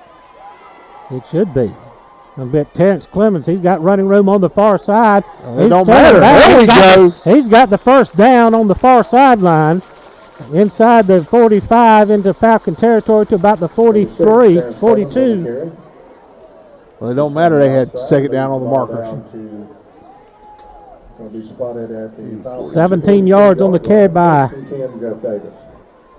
Terrence Clemens. He's got a chance with Austin Wood being hurt, and he's showing out tonight, isn't he? He is. He's got 6 carries for 89 yards. 9 minutes remaining in the half. 1st and 10, Jackets at the Falcons 42. One receiver split to the far side of the field. Ball on the far hash. Send a Heiss. Coming near side motion. Straight ahead handoff to Robertson. He's breaks some tackles, and he's down inside the 35. Close to a first down. Might be about a yard short at the 34-yard line. You got him in between 34 and 33. Look at the 33. Second down and 1. 34-yard line. Gain of 9 by Robertson. Jackets on the move again. Up 2 scores. Mike Dotson in at the wide receiver. Going to split out to the left side of the formation. Got Con Dotson in at the fullback. Going to give it to Con. He's running up there. Here we go. Here he goes. Touchdown, Kion Dotson from 33 yards out. No penalties. There we go. Right, straight up. Got Con Dotson in at the fullback. Going to give it to Con. He's running up there. Here we go. Here he goes. Touchdown, Kion Dotson from 30.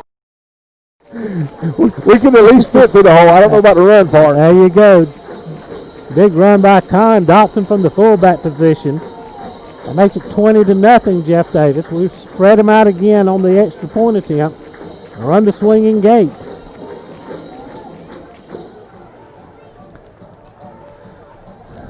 Cynthia in to attempt the extra point. He missed the first one. Jackets got the 2-point conversion on the second touchdown. Got a good snap, a good kick, and it's good. Here we go. 7:59 remaining in the first half. Jeff Davis 21, East Lawrence nothing. 60-second timeout on the Jeff Davis Yellow Jacket Football Network. Remaining in the first half. The score, Jeff Davis 21, East Lawrence 0.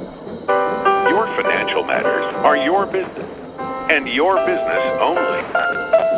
We keep it that way. At the Bank of Hayleigh, we have a tradition of confidentiality. Bank of Hayleigh, member FDIC. Do you think you may need to call Ear, Nose, and Throat Clinic of Coffee County? ENTCC provides a full range of ear, nose, and throat services for patients of all ages, including treatment of sinus disorders with endoscopy surgery, the treatment of sleep apnea and snoring, and allergy testing and treatment. If you'd like more information on any of their services, please ask any member of their team. 912-384-2200. 2 convenient locations, one in Tipton and one in Douglas. Let the providers at Ear, Nose, and Throat Clinic of Coffee County help you feel better. Back here in the Pinelands, Jeff Davis 21, East Lawrence nothing. 7:59 remaining in the half. Audiel Placencia kick it away. That was a quick 3-play drive, and Kion Dotson capped it off. 33 yards, almost untouched, straight up the middle. Short drop by Audio, going to send a pooch kick coming near side. Going to be balls on the ground. We got it. The Jackets going to take over at the 32-yard line. James Wood with recovery. Zach Strickland came up to try to field the pooch.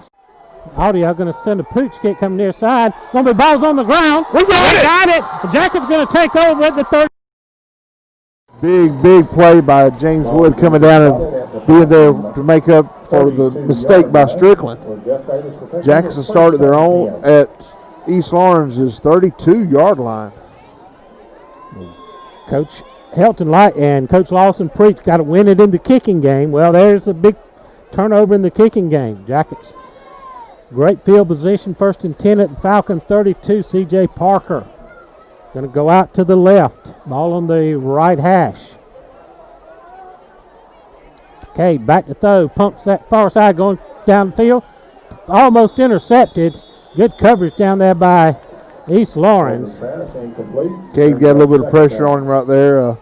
Didn't get a little bit of air under it. CJ had him by a step out there, but Cade had a little somebody in his face and wasn't able to put quite enough air under it to lead him.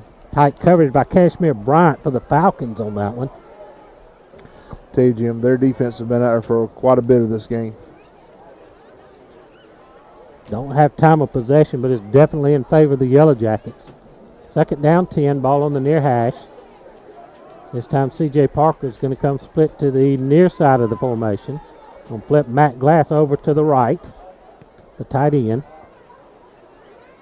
Cade's going to give it to a High, coming near side. He's got a little gap. He's got the 30, the 20. Got a man to beat, cuts it inside, dives down to about the 10-yard line. Number 2, Ohio Allen.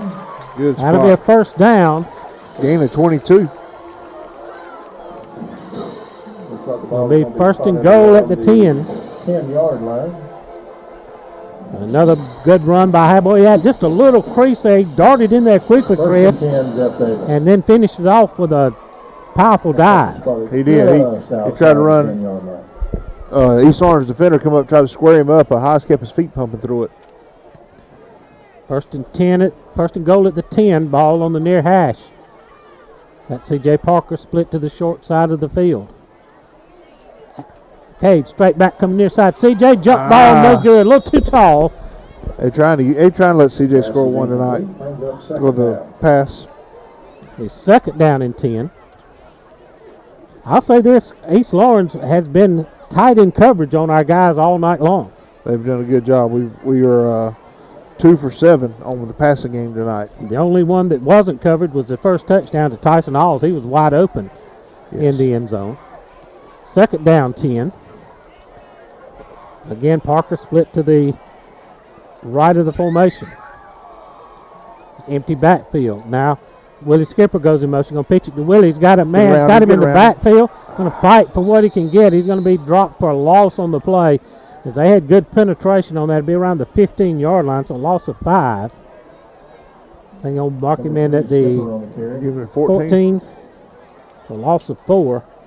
Brings up 3rd down and goal. That one may have been nicer. It may get 13. Loss of a few yards. I believe they did spot him at the 13. 13. So it'll be 3rd and goal from the 13. Ball moves to the left hash. Jackets going left to right. Everybody in tight. Starts Skipper in motion. There it is. The handoff going to go end zone. Matt Glass, touchdown. Matt Glass, I believe, from the tight end on the kick. It was. Tight. Starts Skipper in motion. There it is. The handoff going to go end zone. Matt Glass, touchdown.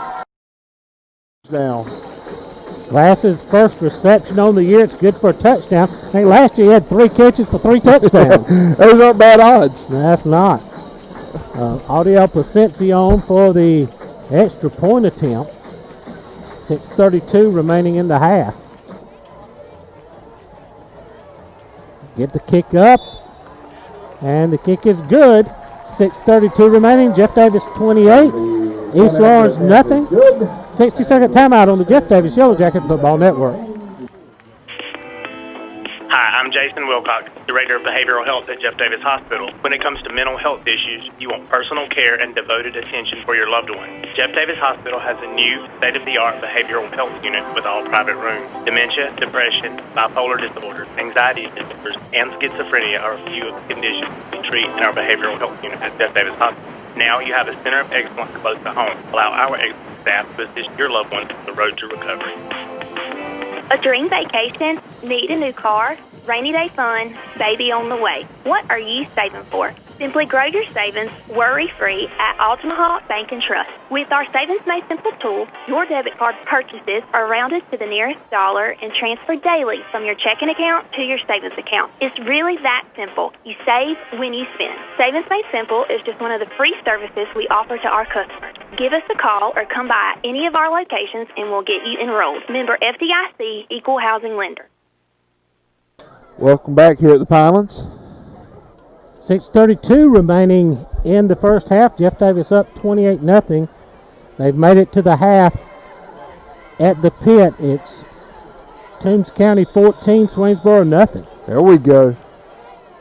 Vidalian Bacon still tied up at 7 on the Bank of Hazard scoreboard. Placencia kicks it high. This one's going to be a little bit short. It's going to be taken right at the 3-yard line. Zach Strickland working far side, looking for running room. He's got a upfield. He's got some room. He's across the 30 and out of bounds on the far side. Ooh. He found a little seam over there and squirted up the sidelines. He had some jets going. Luckily, he stepped close to that white line over there. Looks like he's going to spot him about the 33. Yeah, this will be their best starting position all night. Ooh, moved him back another step. 32, 1st and 10 for the Falcons with 6:24 remaining in the first half. Jackets up 28-0. One receiver comes to the near side. Actually got two to the near side. Ball on the far hash. Strickland takes a snap. Hands off inside. Fakes it, throws it out. Complete at the 30. Receiver got good open field tackle by C.J. Parker. The completion to the 35 was to Travion Richardson. Pick up a 3 on the play to the 35. Second down, 7. Strickland's 5 for 10 on the night passing. Ball now near hash. One receiver far side, one near side. We'll send a man in motion from coming to the near side. Going to head it straight ahead to the running back. He's trying to find a runner. He skips out of a tackle in the backfield. He's going to get across the 40. Elisha Downing on the carry. Make it the 41 to pick up a 6 on the play. Going back 3rd down and about 1. They lose the ball up to the 41-yard line. Brings up 3rd and 1. I don't think. I think East Lawrence has picked up a first down. They had one on the opening drive. First one on the opening drive. You're right. So they're trying for that just their second first down of the half. 5:39 remaining. 3rd and 1. Got one receiver near side. A man in the slot. Oh, we jumped. We gave him. He gave a hard count, and we were coming hard. And it is offsides against Jeff Davis, so that's going to give them their second first down of the half. 46-yard line. It'll be 1st and 10 Falcons. They are 2 for 8 on 3rd down conversions.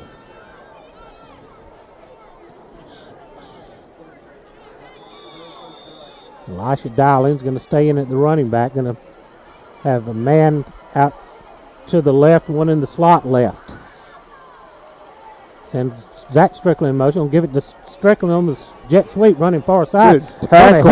Hit him and drop him for a loss right around the line of scrimmage. What a good pursuit by the Jackets line that kept stringing him out and wouldn't let him turn the corner. Dalton Sellers chased him down from behind, got him to about a half of a yard gain. We'll give him a yard, make it 2nd down and 9 3/4.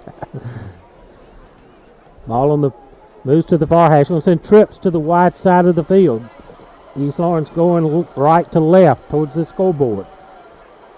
Strickland going to pitch it out wide to the near side. Here he comes this side. Got a little blocking. He's got a first down and into Jacket territory. Still on his feet and falls inside the 40 to the 35. Just a little quick pitch out to the far side, to the near side. And he had a ton of blockers out in front. He's had trips out wide on that play. Downing on a hard run out here. I'll give him the 39, be 1st and 10 into Jacket territory, and that's the first time they've crossed midfield. It is. They've been trying, but our defense has been able to keep them. Arion Cooper's going to split out wide to the right to got an out man in the slot right. I'll give it straight ahead to Brown. I'm going to hit him in the backfield and drop him for a loss. Number 4, Downing on the carry, tackle in the backfield. Tackle was by Dalton Sellers.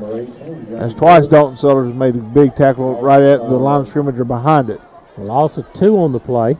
Couple of yards on the play. Moving back to the 41, brings up 2nd down and 12. 2nd and 12. Jackets switching up personnel. 4-man front. Got 3 linebackers stacked in the box. Got 2 receivers to the far side. Now they send Zach Strickland in motion. He'll fake the sweep. Punted it out. Almost picked on the far side. He pump faked. We broke on the ball, and Mike Dotson almost picked it off. He come in. Recognize a few more of our game sponsors here. Bridgeport Church of God, Lumber City Drugs, Hazelhurst Automotive, Douglas Metal and Steel, And really appreciative of Beasley Forest Products for sponsoring our live feed. People all over are getting to watch Yellow Jacket football. 3rd and 12. Strickland going to run that pitch again to the far side. This time he's got Cooper out there. Downing, rather. He's going to be stopped after about a 3-yard gain. Bring up 4th down here.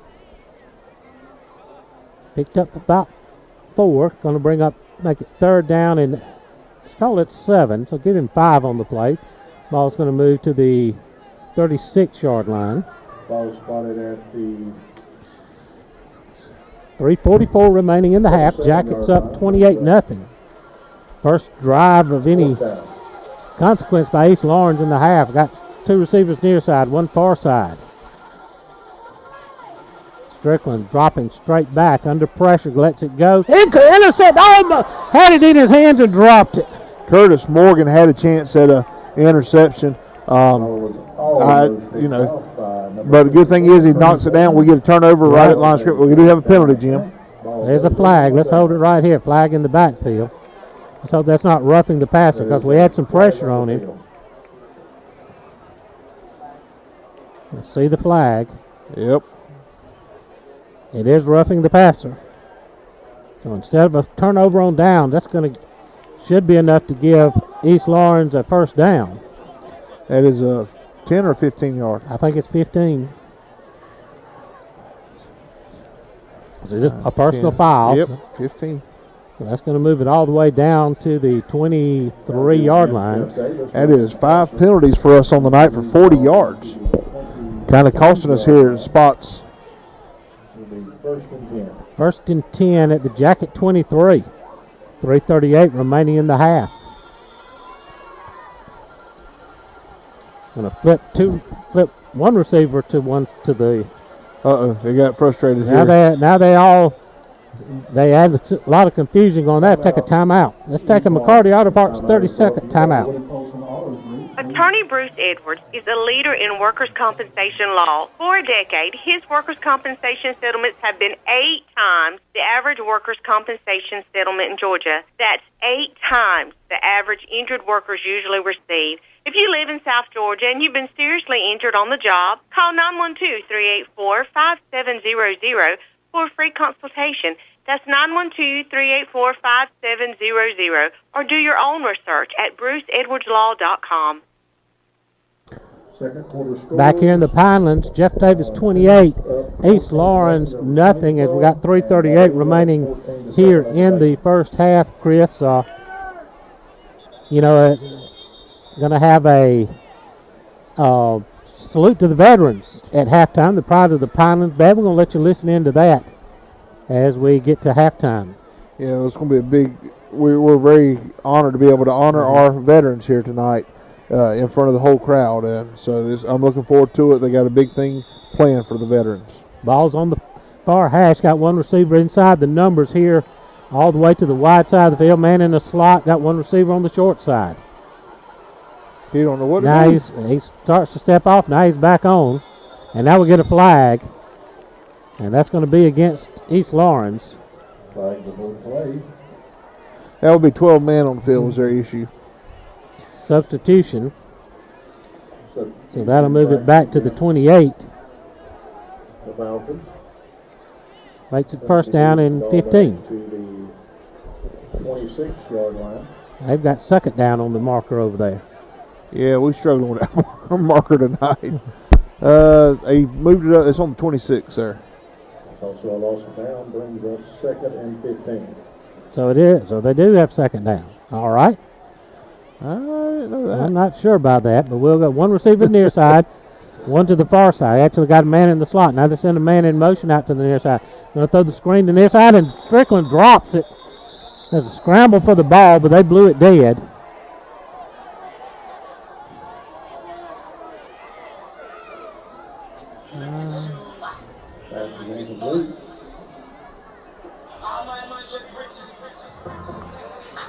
We went in to try to recover a ball because we didn't know if it was a lateral or not. Question was, did the East Lawrence kid was a little late? Yeah. When the lineman came diving in there late, well after the whistle, Jackets wholesale personnel changes on the defensive line. Trying to not give us a penalty here. Long third down. Third and long for the Falcons. 2 receivers near side, 1 far side. So it's send Zach Strickland in motion from left to right. Cole Strickland's going to keep it. We're going to tackle him right about the 25-yard line. James Wood, I believe, in on the tackle. Strickland on the keeper. Bring up 4th down. James Wood. We'll mark him right at the 25. Gain of 1. Pick up of 1. Just outside the 25. 4th down and 14.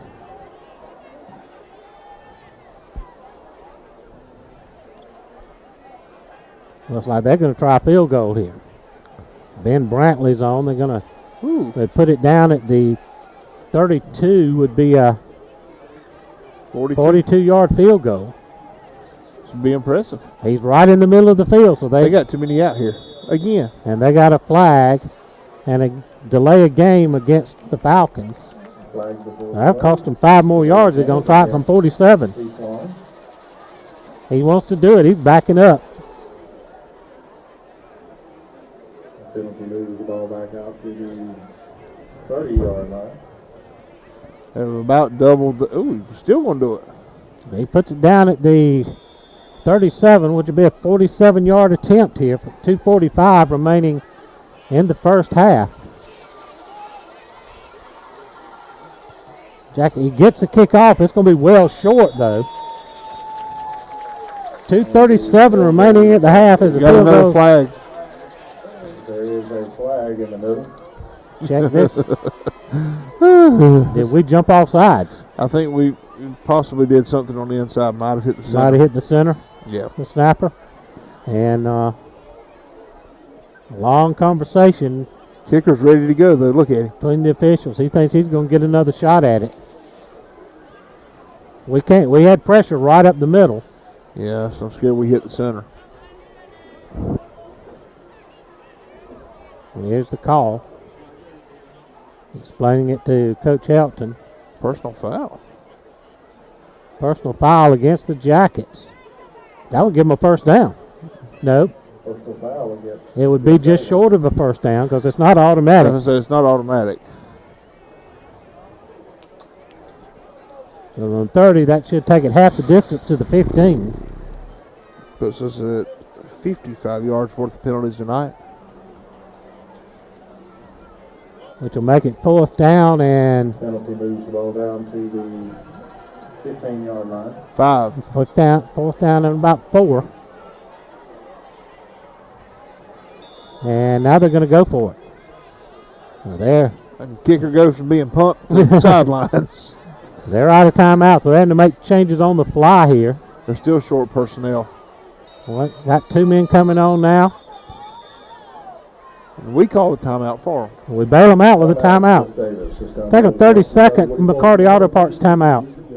H&H Home Supply, Cromartie Street in Hazelhurst invites you to stop in soon. Take advantage of great deals all over the store. They have Bayou Classic fish fryers and the all-new Blackstone griddles to keep you cooking outdoors. Also, you have to see one of the largest selections of case knives in Southeast Georgia. H&H carries lumber and building materials, as well as Valspar paints and Cabot stains. They appreciate your business. H&H Home Supply, Cromartie Street in Hazelhurst. Back here at the Pinelands, 2:36 remaining in the half. Jeff Davis up 28-0. Coming up at the H&H Home Supply halftime show, have a tribute to the veterans. Let's send it down to our Southern Eye Care reporter, Paul Wood. Paul, a lot of confusion going on there at the end there, wasn't it? Yes, sir. I believe when they got punched in the mouth by that 28-0 score, it seems like everybody just forgot how to play because the coaches are having trouble keeping people on the side, keeping on the field. All right, it's 4th down and 5. They're going to go for it now. We got 2 receivers to the near side. Got Rozier back in the game at running back. Strickland's going to run near side looking to throw. Now he's going to reverse his field, throw wide down to the end zone. And it's broken up down there by Mike Dotson. And that'll be a turnover on downs. Had a man open in the end zone, but Dotson closed on him. That was a big play by Dotson to break that one up. We were about to be in a little bit of trouble because he did sneak out on the wide side, wide open. but Dotson saw him and was able to close that gap while the ball floated over there while we had pressure on him. 2:28 remaining as the Jackets take over at their own 20-yard line. Oh, they got it. Check that at 15. That's where the ball went over on downs. Tyson Alls is going to come split to the near side. Matt Glass is going to split off a little bit on this near side also. Going to send to Heiss. Allen in motion. Going to pitch it back to deep to Heiss. He's trying to find running room. Cuts inside of a block. He's going to get back to the line of scrimmage and maybe a yard.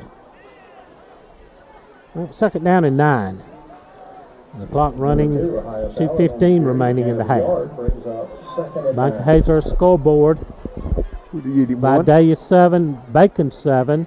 At the half, Toombs County 14, Swainsboro nothing. Pierce County 36, Tatnall County nothing.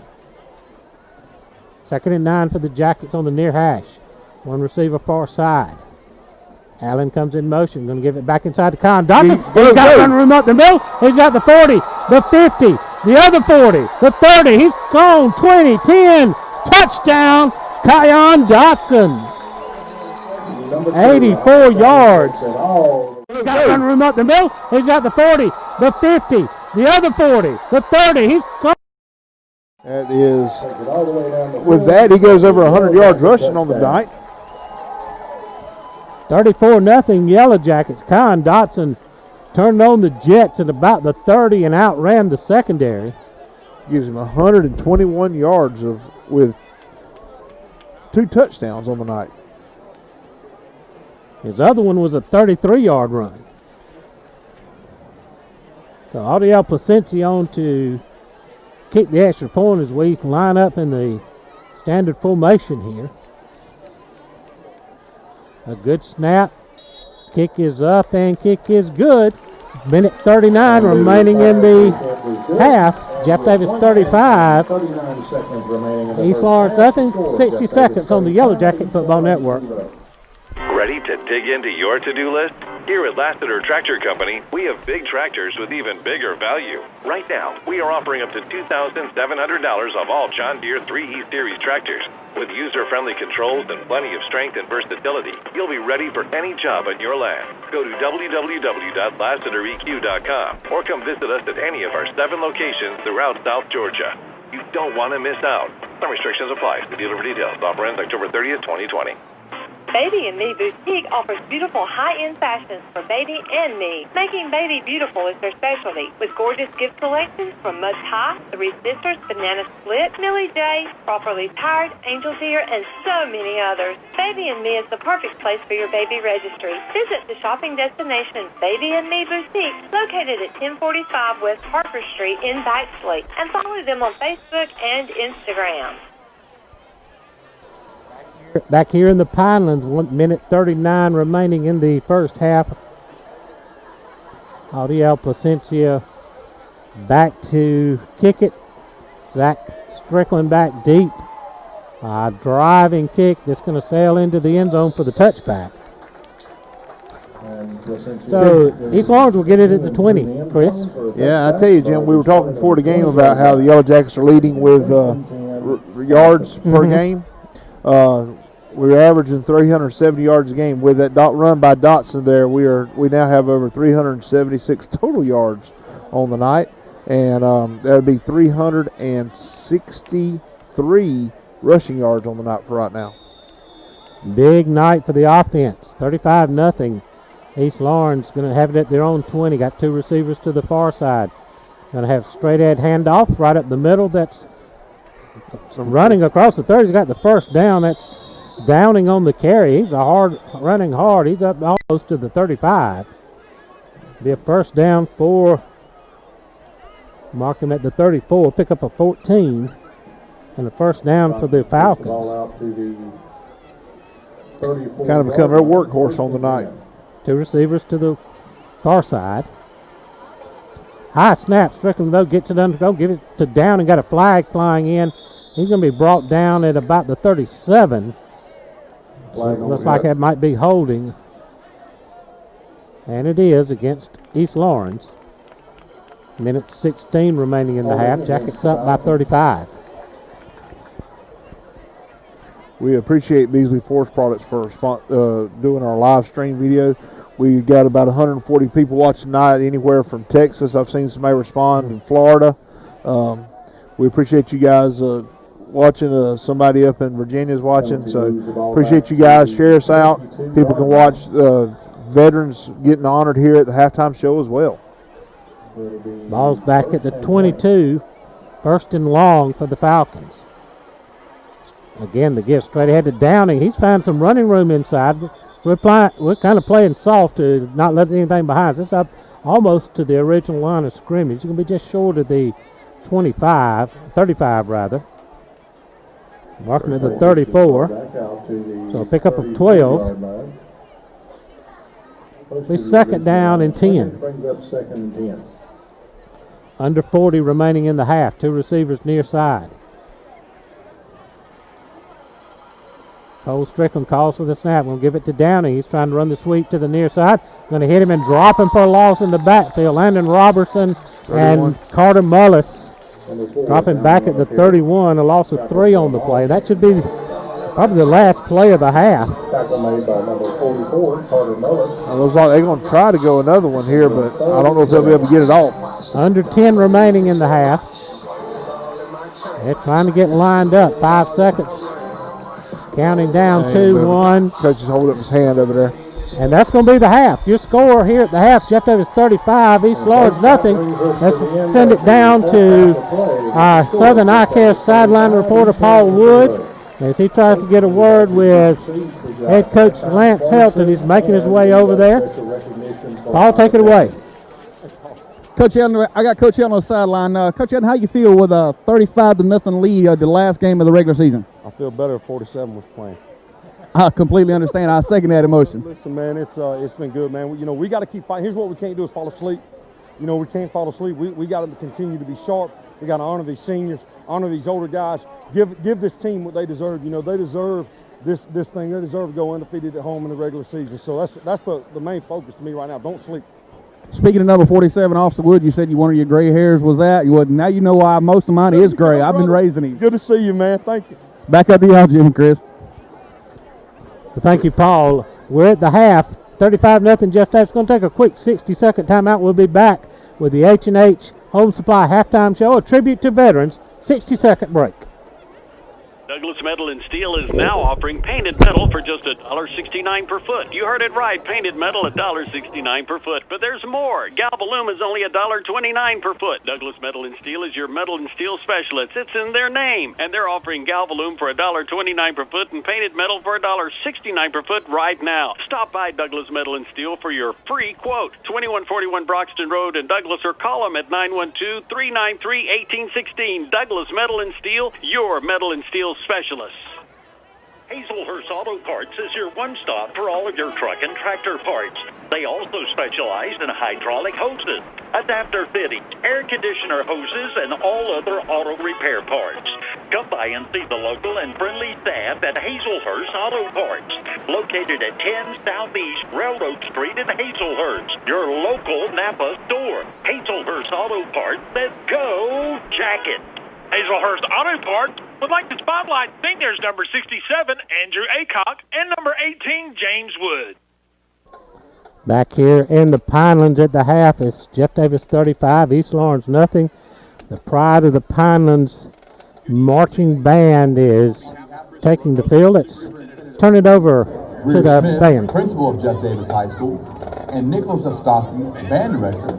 The Jeff Davis School System would like to honor our nation's veterans with the 16th annual Veterans Day program being performed here at halftime.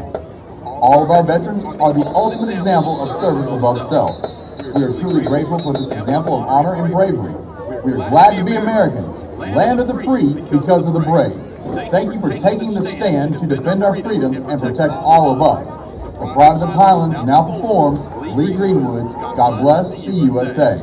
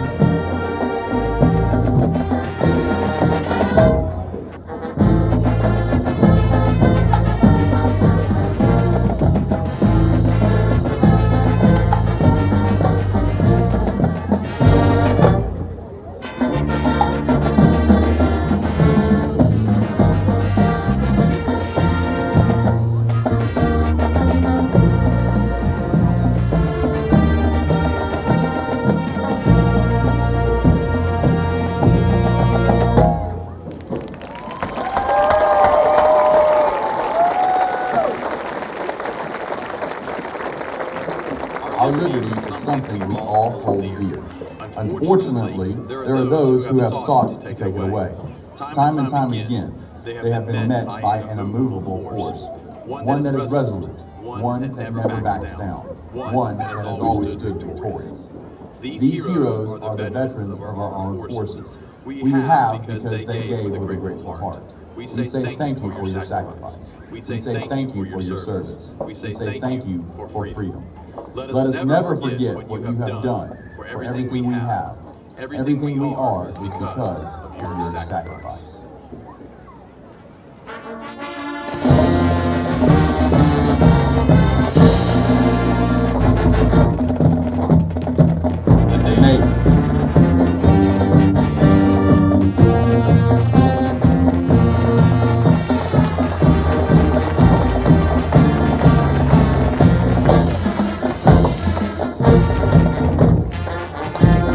The Army.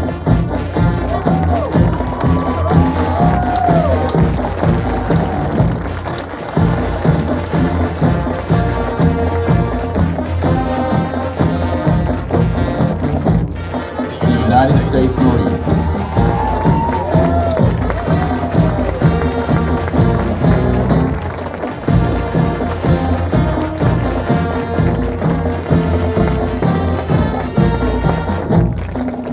The Air Force.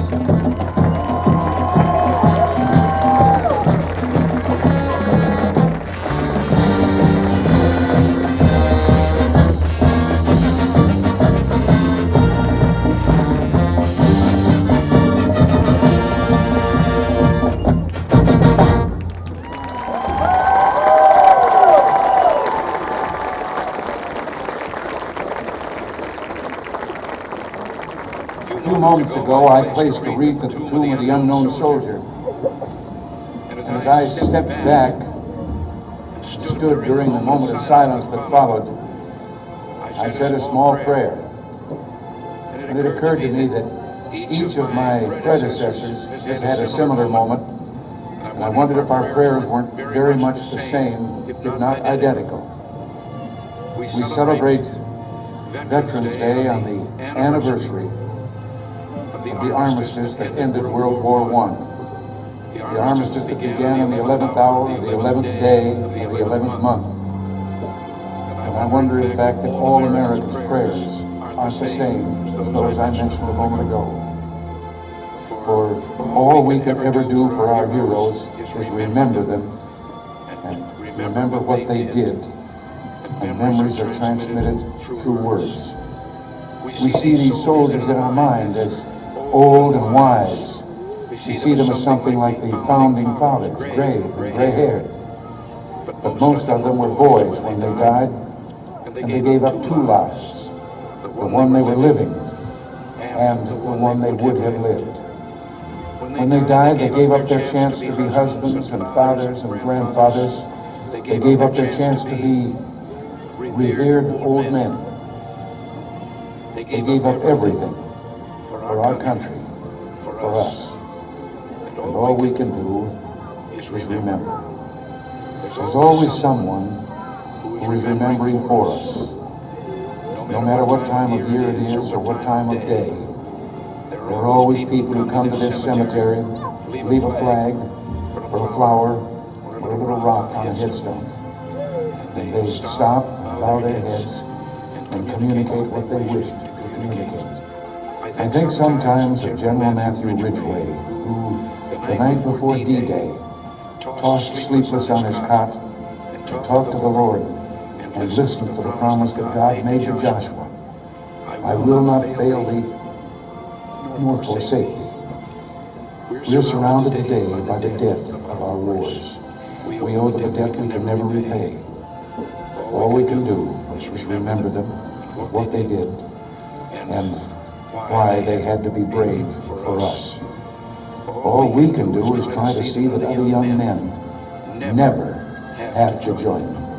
Today, as never before, we must pledge to remember the things that will continue the peace. Today, as never before, we must pray for God's help in broadening and deepening the peace we enjoy. Let us pray for freedom and justice in a more stable world. And let us make a compact today with the dead. A promise in the words for which General Ridgway listened. I will not fail thee nor forsake thee.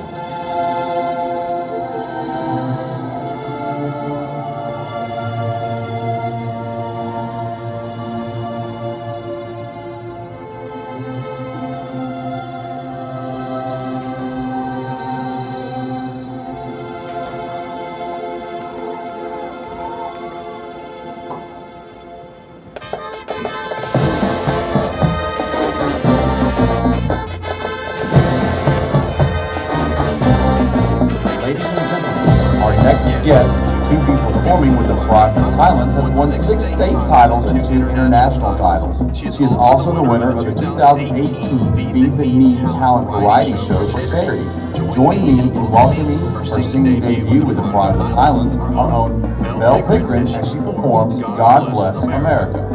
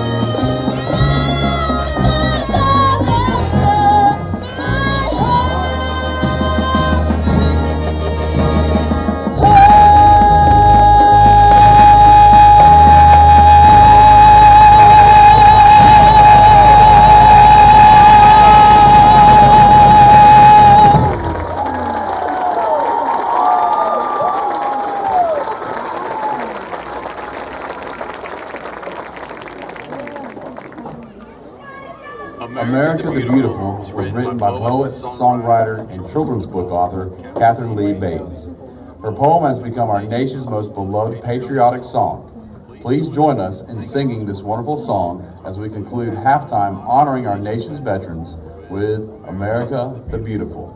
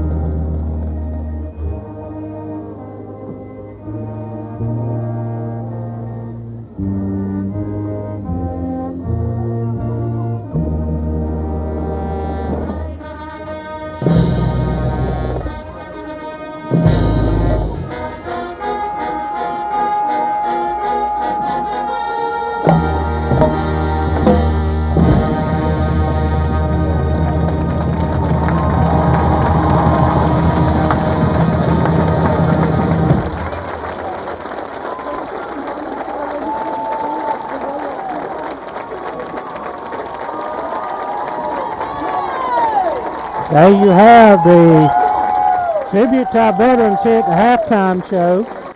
What a great performance by the Pride of the Pinelands Band and Belle Pickering with her solo. Chris, I still think I got a few cheer bumps for that solo. That was a fantastic job by one of our own, one of the Pride of the Pinelands' own flag girls, Belle Pickering. Come out and did a fantastic job singing that. What a great way to honor our veterans in front of the community. I think 29 that we had honored tonight here as veterans. Now the cheerleaders passing out a little memento to all the veterans that were here tonight, and that's, through all the strife that we're going through right now, it's good that we can all come together just to be Americans. It is, Jim. We talk about it every week about the community being involved, about how everything's there, and what better way to show community involvement than having our veterans being honored here tonight by our band, by our football team, by our cheerleaders. There wasn't I don't think there were hardly very many people that were not fully engaged watching this show. And I mean, our crowd was standing the whole time. Yes. Through the whole show, in honor of those great veterans that were on the field. We're in the halftime in the H&H Home Supply halftime show. Jeff Davis 35, East Lawrence nothing. Let's take a 2-minute timeout here on the Jeff Davis Yellow Jacket Football Network. Lumber City Drugs are proud to support Jeff Jacket Football. They also take pride in offering impeccable customer service. Their very knowledgeable staff values themselves on getting your prescription filled accurately and as quickly as possible. Lumber City Drugs offers free delivery to all of Jeff Davis County and the surrounding areas. They are also offering flu shots. Go ahead and get yours early. Also, check out their great gift selection, jewelry, and t-shirts. From Lumber City Drugs, good luck on a winning season. Go Jackets. McCarty Auto Parts strive for 100% customer satisfaction. If they do not have the automobile part that you need in stock, they have the sources to find the parts you need. They have a wide range of foreign and domestic inventory. Give their sales team a call today for the parts you need. 912-375-2675 or online at McCartyAuto.com. And be sure to follow them on Facebook. Southern Eye Care has been your trusted eye care specialist in Hazelhurst since 1995. You can count on their expertise in treating all types of vision problems to help you see your best. From glasses to contact lenses, from surgical vision correction to treatment of eye disease and injury, their team is here to help take care of your eyes. Call to schedule your appointment today, 912-375-2516, and online at SouthernEyeCarePC.com. Go Jackets! If you are a Class A CDL holder with 2 years of experience, come on out and apply with Williams Brothers Trucking. WBT cares about the safety of their employees and would love to have you as a part of our family. WBT offers great benefits like competitive pay, 401k, health care, and hauls that will get you home every day. We look forward to working better together with you. Williams Brothers Trucking in Hazelhurst. This is WHJD in Hazelhurst, 105.9, and right now it is 62 degrees outside of our studios, and at this time we go back to the stadium with Coach Chris Davis and Jim Sewell. We're here at the H&H Home Supply halftime show. Chris Davis, Jim Sewell here as we're up 35-0 at the half. I'll give you a quick scoring recap. It's all Jeff Davis in the first half. Jackets on their first possession go 6 plays, 85 yards. Cade Walters hits Tyson Alls all alone in the end zone for the touchdown. The extra point kick was short, and the Jackets led 6-0. After forcing a East Lawrence punt, the Jackets took the ball at their own 24-yard line. 10 plays later, they attempted a field goal from 31. It was no good, and so the score remained 6-0. Then on the third possession for the Jackets, a 59-yard drive in 7 plays. Hias Island takes it in from 25 yards out. Cade Walters gets the 2-point conversion. The Jackets were up 14-0. Moving into the third quarter, the Jackets take another short field starting at their own 46. At 3 plays later, the Jackets are back in the end zone. Kyron Dotson clears 33 yards on the third play of the drive, and the Jackets go up 21-0 after the extra point attempt. After recovering a fumble on the kickoff, Jackets quickly go 32 yards in 5 plays. This time, Cade Walters hits Matthew Glass in the end zone for the score. Audiel Placencia adds the kick. 28-0 Jeff Davis, 6:32 remaining in the first half, and the Jackets get the ball to turn over on downs at their own 15-yard line. Only takes them 3 plays to cover the distance because Kyron Dotson gets his second score of the night, dashing 84 yards straight up the middle of the field. Placencia adds the extra point. 35-0 Jeff Davis at the half. Chris, give us some stats here. East Lawrence has been held to under 100 yards total offense tonight. They've got 64 rushing yards. Leading rusher is number 4, Downing. The passing game tonight for East Lawrence, he is 5 for 13 with 27 yards, and so they've only had 91 yards on the night. However, on the Yellow Jackets side, we have had 382 yards of total offense, 334 of that come rushing. Leading rushers is Highest Allen with a touchdown with 83 yards on 10 carries. Terrence Clemens making the most of his show tonight. He's got 6 carries for 88 yards, and then Kion Dotson, 2 touchdowns, 3 carries for 121 yards. Pretty good average. Yeah, I'll take that most of the time. Cade Walters for passing is 3 for 7. He's hit 3 different receivers, but of those 3 passes he's completed, 2 of them have been for touchdowns. 1 to Tyson Alls and 1 to Matthew Glass. The negative side that we've had in the first half, we've had 6 penalties for 55 yards. But we've had 9 first downs. We've converted 4 of 5 of our third down attempts. The Yellow Jackets are looking pretty solid tonight on offense. Give you some updates on the Bank-Hazer scoreboard. At the half, Toombs County 14, Swainsboro nothing. And that's big. At the half, Vidalia 14, Bacon 7. So Vidalia's come back to take the lead in that one. Going to give you a quick update. If this score holds up, the Toombs Swainsboro scores hold up, then we're locked into at least a number 2 seed, and heading into the playoffs. If the Vidalia score holds up, if Bacon wins that game, they'll clinch number 1, and we'll go number 2. So we got to pull for Bacon in the second half. If Bacon wins, I'm sorry. If Vidalia holds on and wins, yeah. If Vidalia holds on and wins, they would clinch the region championship. That's assuming that the Swainsboro Toombs score holds. Swainsboro Vidalia face up again next week on the end of the season. So things are looking good for the Jackets right now. Let's give you some other scores from around the area. Go ahead. Other thing, they just informed us that there will be a running clock in the second half. All right, we will play a running clock. All right, Bank-Hazer scoreboard. Ware County 28, Veterans 14 at the half. Dodge County 21, Washington County 3. That's a third quarter score. Metter 16-0 over Claxton at the half. Dublin 21-0 over Telfair at the half. And that's all the scores we've got for you here on the Bank-Hazer scoreboard. Let me check one other place here right quick. Pierce County 38, Tatnall County nothing in the second period. Hawkinsville 24, Troutland nothing at the half. And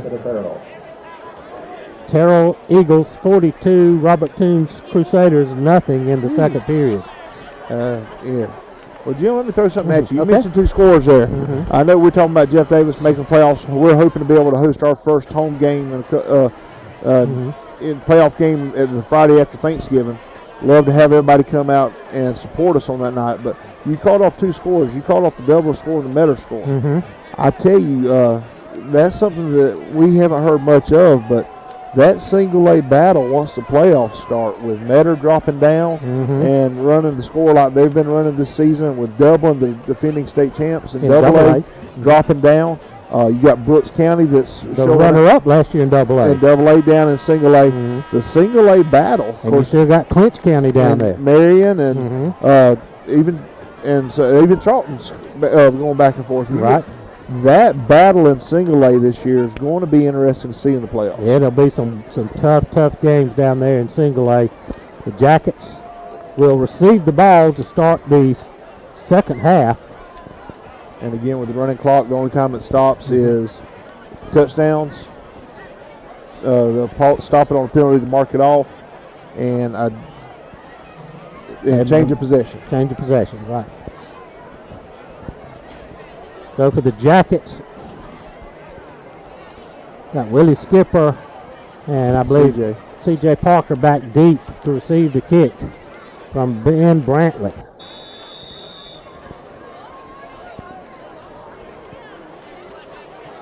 The deep man for Jeff Davis standing about the 15. Going to be a high kick to the far side. C.J.'s going to take it at about the 12. Coming right back up the middle of the field. He's got him running in far side. He could go. He's got one man to beat. He's down the far sideline. He's at the 10, the 5. Touchdown, C.J. Parker. He takes it 87 yards on the opening kickoff to start the second half.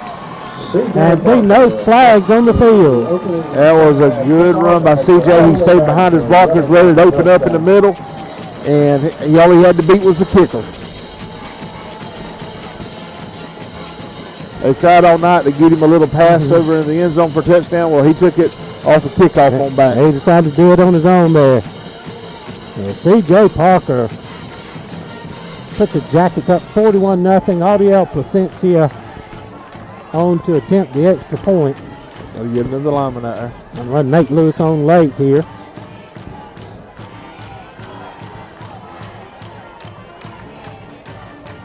Just 14 seconds into the second half. The kick is up. Kick is good. 42-0. Jeff Davis. That's quick. Let's take a 30-second timeout on the Yellow Jacket Football Network. Abundant Life Pharmacy in Baxley cares about your health and your family. Visit them for all your prescriptions and over-counter drug needs. While there, choose from their large selection of scrubs, gift items, and they even have a health food store that offers gluten-free food. Use their convenient drive-up window or go inside. Abundant Life Pharmacy located at 117 North Main Street in Baxley, across from McDonald's in Baxley, or call 912-367-8404. Go Jackets! Back here in the Pinelands as the Jackets Lightning striking on a kickoff return for a touchdown by C.J. Parker. Makes it 42-0. Jim, we missed it. Angel Mendez is actually the one that kicked the extra point. He's out to kick off first right now. All right. Angel Mendez. And I talked to Audiel a little bit. He said he's been working with the guy. 21-0 now. Teams over Swainsboro on the Bunkhauser scoreboard. Thank you, Joe, for keeping me updated on the scores. Mendez kick's going to be taken up at about the 23-yard line, coming near side. Going to be nice open field tackle. Going to be down at the 30. That was Isaiah Robinson with an open field tackle to come off of a blocker. Get it to the 32. So that's where East Lawrence will go to work. As we said, a running clock here. So we're at 11:20 to go here in the second half, or third quarter. We'll get it straight here in a minute. We'll find out where we are. 1st and 10, East Lawrence. Going to send two receivers to the far side. Ball on the near hash. Cole Strickland still at quarterback. Going to get straight ahead handoff. Going to drag him down after a couple yards. I believe that's Downing again. Yes, sir. Get him out to about the 34. 34. Give him a couple. Pick up a 2 on the play.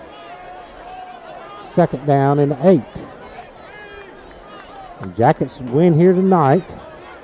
Team's now up 21-0 on Swainsboro. That holds. That'd lock us in from number 1 or 2. At no worse than number 2. Trips to the near side of the formation. One receiver far side. Strickland dropping back, looking to throw. Pumps one time, going down the far sideline. Underthrown and broken up over there by Robertson. They're going to get a flag. We made a play on the ball. Ball was underthrown. The receiver tried to come back, and there was contact over there with Isaiah. We tried to make a play on it, but it was a little bump. Travion Richardson, the intended receiver.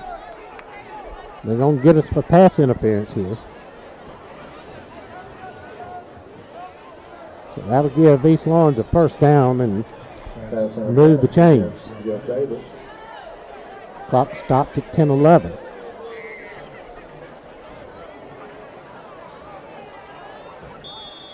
I'll move the ball up to the 49-yard line. 50. 1st and 10, Falcons at their own 49. Trips to the far side, one near side. And throw the wide receiver screen out far side, incomplete, too high. And that'll be 2nd down and 10.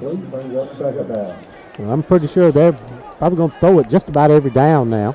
Trying to look for a little big play here, get somebody out in the open field. Trying to get some points on the board. You don't want to finish the game with a goose egg. Trips stay to the left, one to the right. Strickland going to pitch it out on the option to Downing on the far side. Good tackle over there after Landon Robertson after a short gain on the play. Get him across midfield to the Jacket 49. We third down and 8.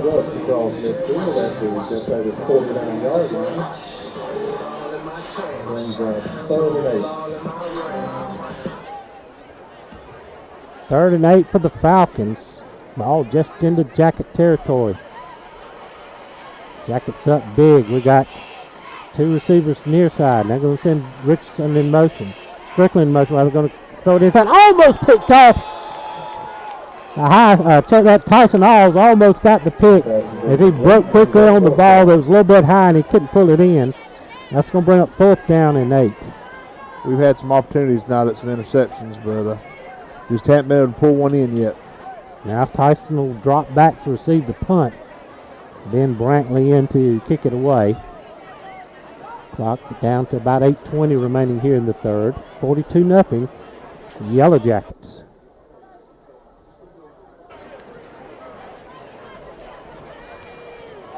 Have to run a man on late. Tyson all the way back at the 15. It's a kick away. He's going to wait for a fair catch. Going to hit, let it roll. I think it touched him, and then their guy didn't see that. It was going to be down inside the 5. And Tyson thought the best of it, ran and tried to pick it up. So we're going to have to go deep here now after the punt down to the 4-yard line, I believe. I think they got it marked on the line. That's what I was sitting there trying to get. Had to wait for the shadows to get out of the way. It is right on the 5. So that was a 44-yard punt that time. He has boomed them tonight. He's gotten good rolls on every punt. 7:17 remaining. And then they're going to draw again. I'll call those numbers out again in just a moment. Handoff inside. Inside handoff. Going to get out to about the 10-yard line. Going to mark him at the 9. Pick up a 4. That is Robertson on the carry. No.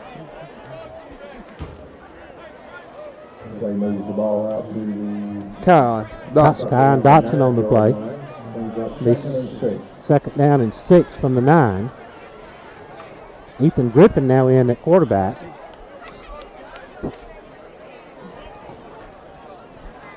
Isaiah Robertson's going to split out to the near side of the field. Double wing set. Man in motion across the formation. Going to give it Peyton Laney coming near side. He's got the corner. He's got the 20. And across the 20 to the 22-yard line. That'll be a 1st down. The 13, Peyton Laney on the carry. Gets around the outside. Picks up the yellow jacket. 13.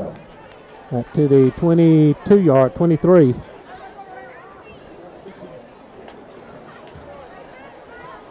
It'll be a 1st down for the Yellow Jackets. Be pick up let's call it 14. 6 minutes remaining in the third. Jackets come to the line. Again, Isaiah Robinson comes to the near side of the field. Laney set up in the backfield beside Dotson. Ethan Griffin bobbled the snap. He's going to have to fall on it quickly. East Lawrence said they got it, and I believe they must have. They do. So the Jackets commit the turnover. And East Lawrence are going to get a break here. They're going to get the ball at the Jackets' 23-yard line. Definitely will be their best field position of the night. 5:23 remaining. They're running people on late. They got ball on the near hash. Got one receiver to the near side. One receiver far side. Send Strickland across the formation. We'll give it ahead to Rozier. Rozier's going to get 3 or 4 yards and down inside the 20 to about the 19.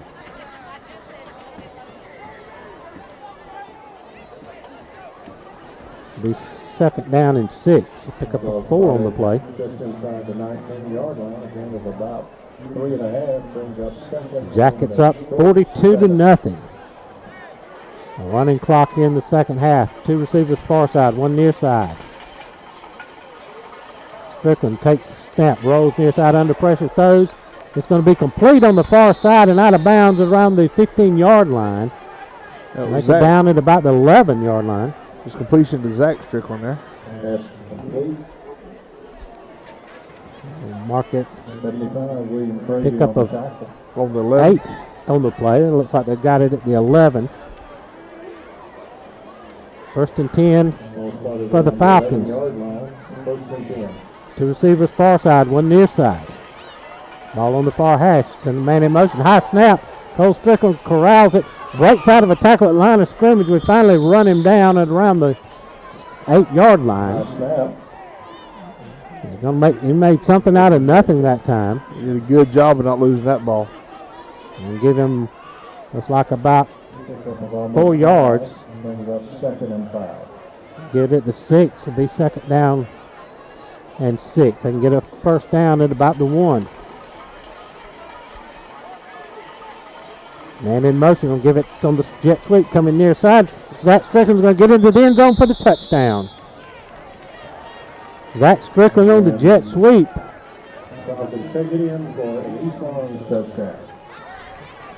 That gets him on the board here with 3:21 remaining in the 3rd period. Some more of those winning ticket numbers, 430, 127. Hey, they haven't. The Eagles have kept fighting all night. 025.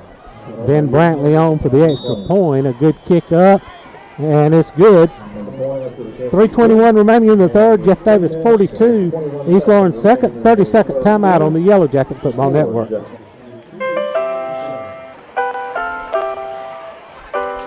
financial matters are your business and your business only. We keep it that way. At the Bank of Hayleigh, we have a tradition of confidentiality. Bank of Hayleigh, member FDIC.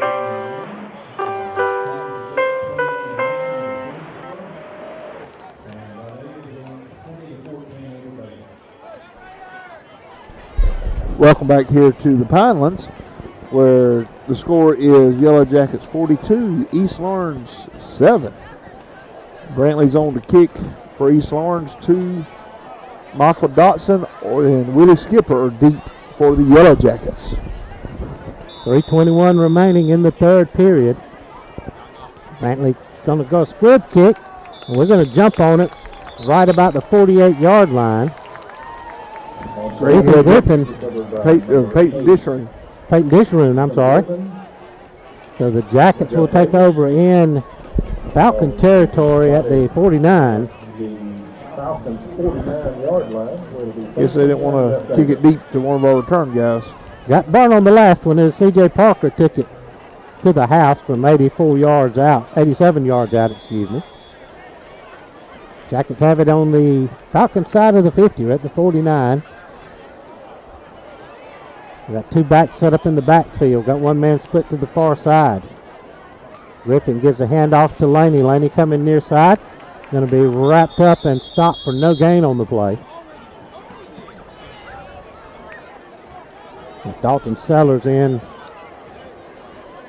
one of the offensive line positions. Short game. Yellow Jackets starting to change out some of their bodies here late in the game. Kind of work in on the line as well. Carter Mullis in on offense. Adrian Alexander in on the line. Disharoon's going to split to the far side of the field. We'll send a man in motion. Terrence Clemens going to take the handoff, working far side. Boy, dashes through quickly and almost makes the first down. He may be a yard shy. He's going to be right at the 41-yard line. Got tackled by a shoestring. It'll be 3rd down and 2. Gain of 8. William Cravey also in for the Yellow Jackets on the line. Ball on the far hash. 3rd down and 2. Disharoon comes to the near side. Griffin under center. Clemens in motion. Straight ahead handoff up the middle. Going to get the first down. That was Ty Weaver on the carry. Should be enough for the first down. Hey, he's backing up. Back him up. Going to be close as they spot him at the 39. They're taking a long look over there. We'll say fourth down. And about a foot maybe. About a yard and a half on the play. He is about a foot away from the 39-yard line.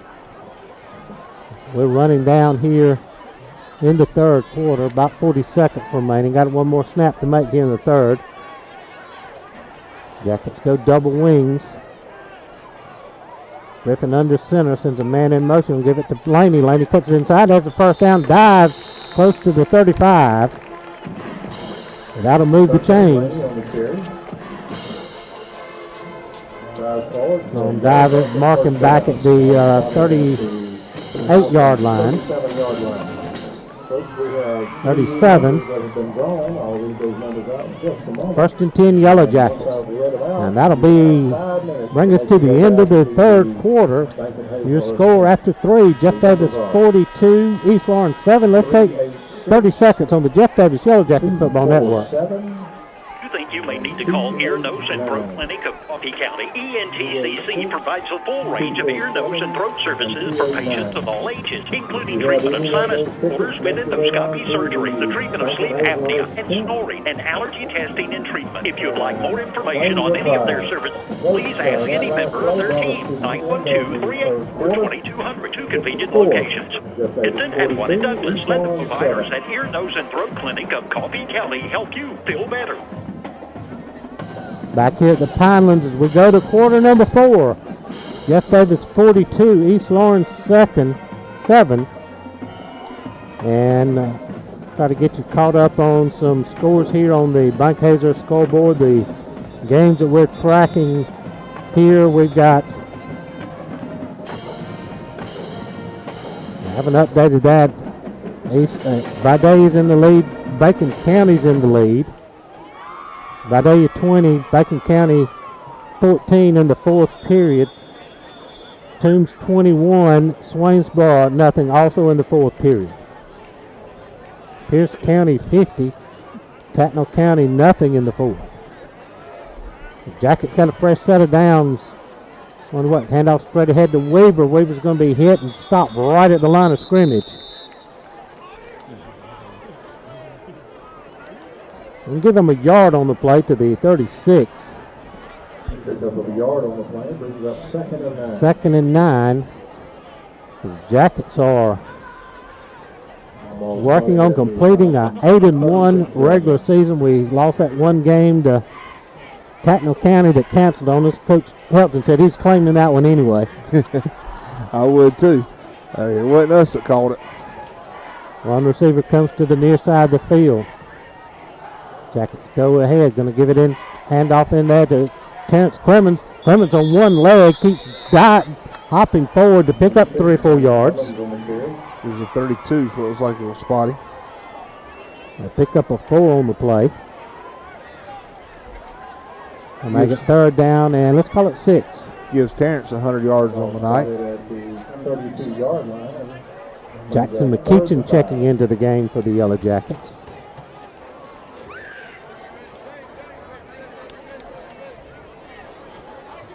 Well, we've got Camden Munsiak now in at quarterback. Okay, Jim. If Toombs holds off Swainsboro and it'll lock the Jeff Davis in the 1 or 2 spot, or locks in the 2 spot, and we'll be able to host the Friday after Thanksgiving. There you go, and we'll be pulling for Bacon to make a comeback. Jeff Davis going to take a timeout. Let's take a 30-second timeout here on the Yellow Jacket Football Network. Hi, I'm Jason Wilcox, Director of Behavioral Health at Jeff Davis Hospital. When it comes to mental health issues, you want personal care and devoted attention for your loved one. Jeff Davis Hospital has a new state-of-the-art behavioral health unit with all private rooms. Dementia, depression, bipolar disorder, anxiety disorders, and schizophrenia are a few of the conditions we treat in our behavioral health unit at Jeff Davis Hospital. Now you have a center of excellence close to home. Allow our excellent staff to assist your loved ones on the road to recovery. Let's take it down to our Southern Eye Care sideline reporter, Paul Wood. Paul, haven't been many times we've been kind of this relaxed in the fourth quarter this year, has it? Not since we started region play. We, I'd say maybe we were kind of relaxed against Bacon County, but not like this. Not with a running clock, and basically what I can see is majority of JV players in. So what we're looking at now is what we're going to see for the next couple of years. Jackets break the huddle as they come out 10-19 to go in the ball game. We've got 3rd down and 6 at the Falcon 32-yard line. Camden Munciak goes under center. I'm going to sweep near side. Cuts it in. Drives to the 30. Hayden Parlow on the carry. He's going to, close to the first down. Camden Munciak on the Like him at the 29. handoff to number 31, Hayden Parlow. Okay, they're going to spot him right at the 30. They'll pick up a 2. Brings up 4th and 3. Cale Brantley in the game. Leighton Barnado is going to split out far to the wide side of the field. Send a man in motion, cross formation, going to run sweep far side. They're going to be hit and drop. MJ Hankerson on the carry. And Jackets going to turn it over on downs as we're trying to get everybody in the ball game here. That was a 4th down attempt. Ball will go over on downs. So East Lawrence will get it with 9:30 remaining in the ball game. 32-yard line. At the Jacket 32. At the Falcon 32, rather.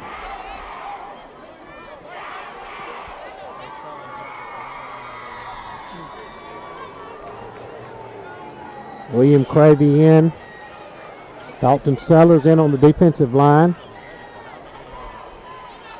Single receivers either side of the formation. Going to throw the quick out to the far side. Complete. Down the far sidelines and out of bounds at around the 40-yard line. Pick up of 8 on the play. Backing him up. We'll make it 6. They're going to move it back to the 38. 38-yard line brings up 2nd and 4.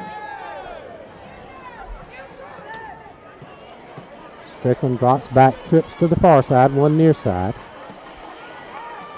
Going to throw it quickly out, tipped and incomplete. Somebody on the defensive line got a hand up. That may have been William Cravey. The receiver made a hard play to come back and try to save that play.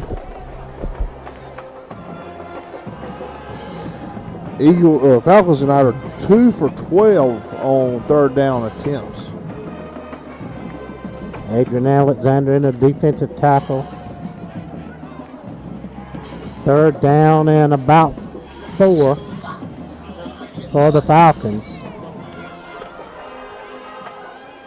Man in motion across the formation. Going to give a straight ahead handoff up the middle. I had the first down out about the 45 and fall forward to the 46. Helmet come off of Dowling. Started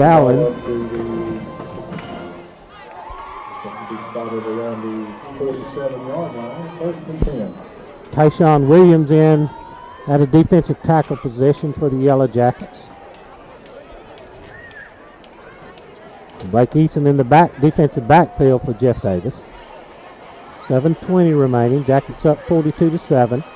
Give it to Rozier. He's going to be hit and stopped right about the line of scrimmage. Pick up a 1 on the play. MJ Hankerson checks in. 2nd down and 8.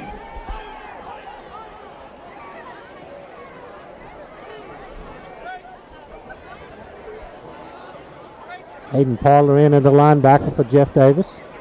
Trips to the far side, one near side. Pump fake by Strickland's going to go deep down the far sidelines. Got a man open out there, complete, and in for the score. As our starters continuing to work against our JVs. So the Falcons get on the board. Strickland on the touchdown pass. 47 yards. Makes it 42-13. It was Strickland to Strickland. Strickland to Strickland.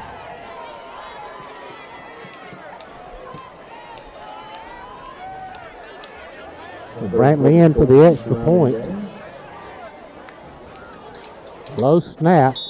The holder gets it down. Kick is up and good. 42-14. Jeff Davis with the lead. 6:34 remaining. 30-second timeout on the Yellow Jacket Network.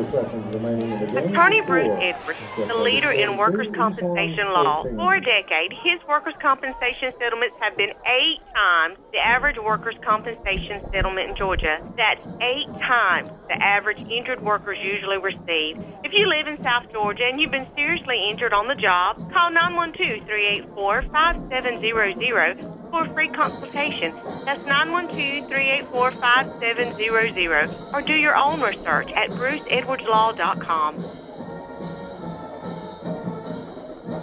Back here in the Pinelands, 6:34 remains in this one as the Jackets up big, 42-14, Chris, and a great season that we're winding up here, 8-1, and a chance for our home playoff game is the Toombs-Swainsboro score and holds, which the last report I've got, Toombs is up 21-0 in the fourth. Yep, and we would definitely invite you to come out and join us if we're hosting the Friday night after Thanksgiving. We'll be off next week as another onside kick attempt. Ball's up in there. We finally pulling down. Terrence Clemens corrals it right about the 40-yard line. It took a high hop like you want to have and give the defense a chance, the kicking team a chance to recover. And they're going to put him 45, I guess. Now they make it. They're going 44. 39 rather. First and 10 Jackets at the 39. Run it. Jackets come to the line. Got one receiver split to the far side. Munsiak under center, taking the snap and give it coming near side. Hankerson, I believe, on the carry. He's going to get across the 40 to the 42. 31. Check that. That's Hayden Parler. Hayden Parler. Pick up a 3 on the play. Hayden Parler on the carry. Pick up about 3 yards. Ball spotted just shy of 42-yard line. Second down and 8. One man split to the far side. Ball on the near side hash. Munchak gives it straight ahead in there to Ty Weaver, who fights for a yard. Bring up third down and 7.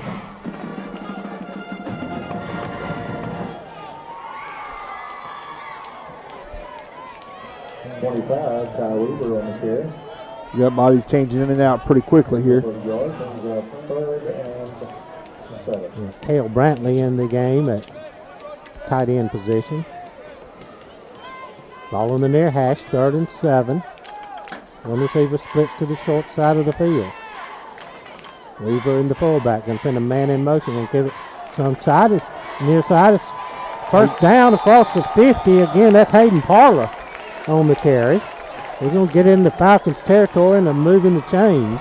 3rd down conversion. Run the buck sweep near side and got good blocks into the Falcon 48. Gain of 9. Clock running, 4:15 remaining. The Baby Jackets working hard here. Leighton Barnador is going to split out wide to the left. Double wing set. Man in motion going far side. Give the handoff far side. Got a little running room over there. Going to pick up a couple of yards before Blake Eason is brought down. 41, Blake Eason on the carry. Pick up a 2 on the play. 2 yards. That's second down and 8. 47-yard line. And second and a short 8. Clock running at 3:35 remaining. Camden Munsiak makes a long run from the near sideline to the far hash. Take the play in. Trying to get down the score. Peyton Dishroom comes split to the near side. Got 2 backs in the backfield. Give it straight inside. It's handoff near side to Parler. Parler's going to get back to the line of scrimmage. Going to bring up 3rd down. Give him a half a yard. Ball just inside the 46. Third down and long for the Jackets. With under 3 minutes to play. Had a great crowd here tonight. What a stirring tribute at half for the Veterans Appreciation, and the Gold Rush uniforms get some redemption tonight, don't they? They do.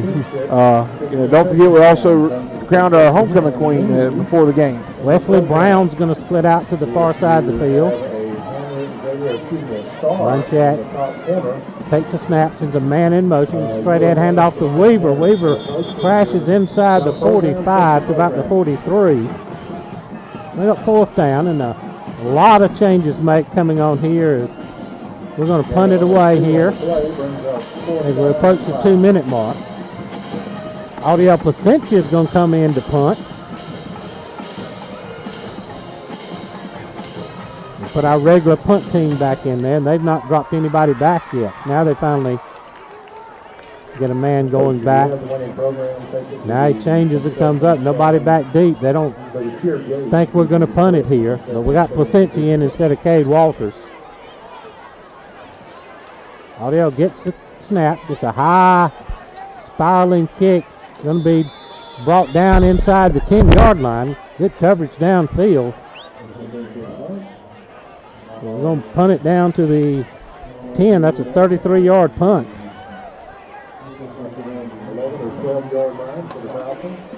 We're going to mark him at the 12. Minute 39 to go. First punt for us tonight.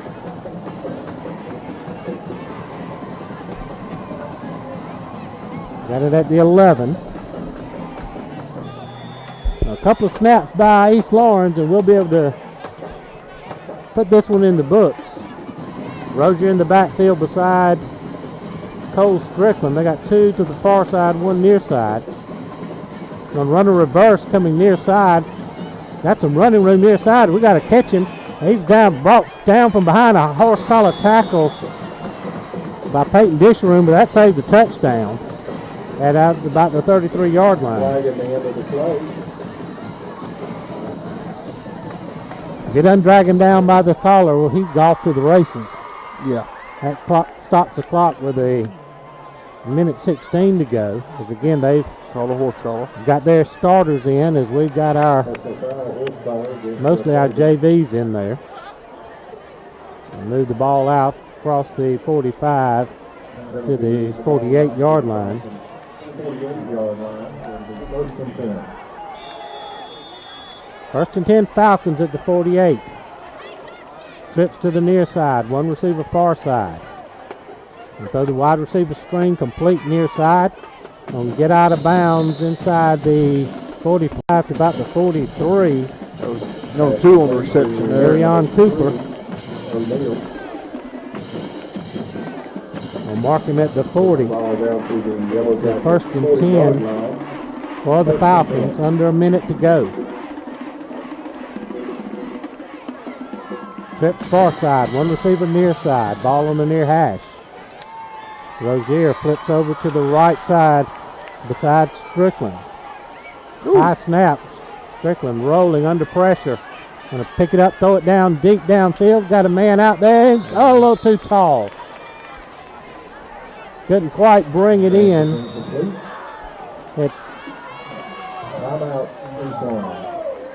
Hayden Parler down in coverage. And East Lawrence calls a timeout.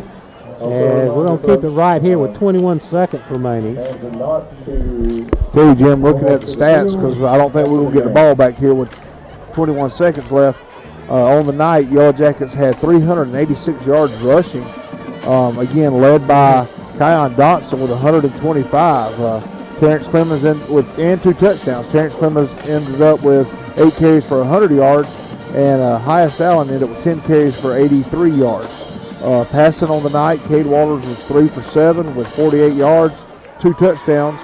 One of them to Tyson Alls and one of them to Matthew Glass. On the night, we ended up with 434 total yards of offense. But let's not forget the opening return kickoff on the second half by C.J. Parker. Swainsburg gets on the board in the fourth. It's 21-7. Now Toombs leading. Strickland rolling far side, going down deep. Heave it downfield, got a man down there. Complete, he's going to get into the end zone for the touchdown with 11 seconds left. Long pass complete for a Falcon touchdown. Well, that'll make it 42-20 as East Lawrence able to finally do some work against our freshmen out there. Pierce County beats Tatnall 50-6. Vidalia 20, Bacon 14, still in the fourth period score. Kick is up and kick is good. 42-21, and they're going to wind the clock, and that's going to be the final score here. Your final score in this one, Jeff Davis 42, East Lawrence 21. We'll keep it right here, Chris, as we go 8-1 on the season. We're 4-1 in Region 2 AA play, guaranteed at least a 2 spot if this Swainsboro score holds up. Have no idea how much time's left in the game. Right, Jim, and you know, what are we doing? We're clearing the. We're going. Got to get everybody on the sidelines. We're going to send it down to our Southern Eye Care reporter, Paul Wood, as Coach Helton gathers the troops over here and listen in to the post game. Got Wagon Wheel playing. It's always good to hear.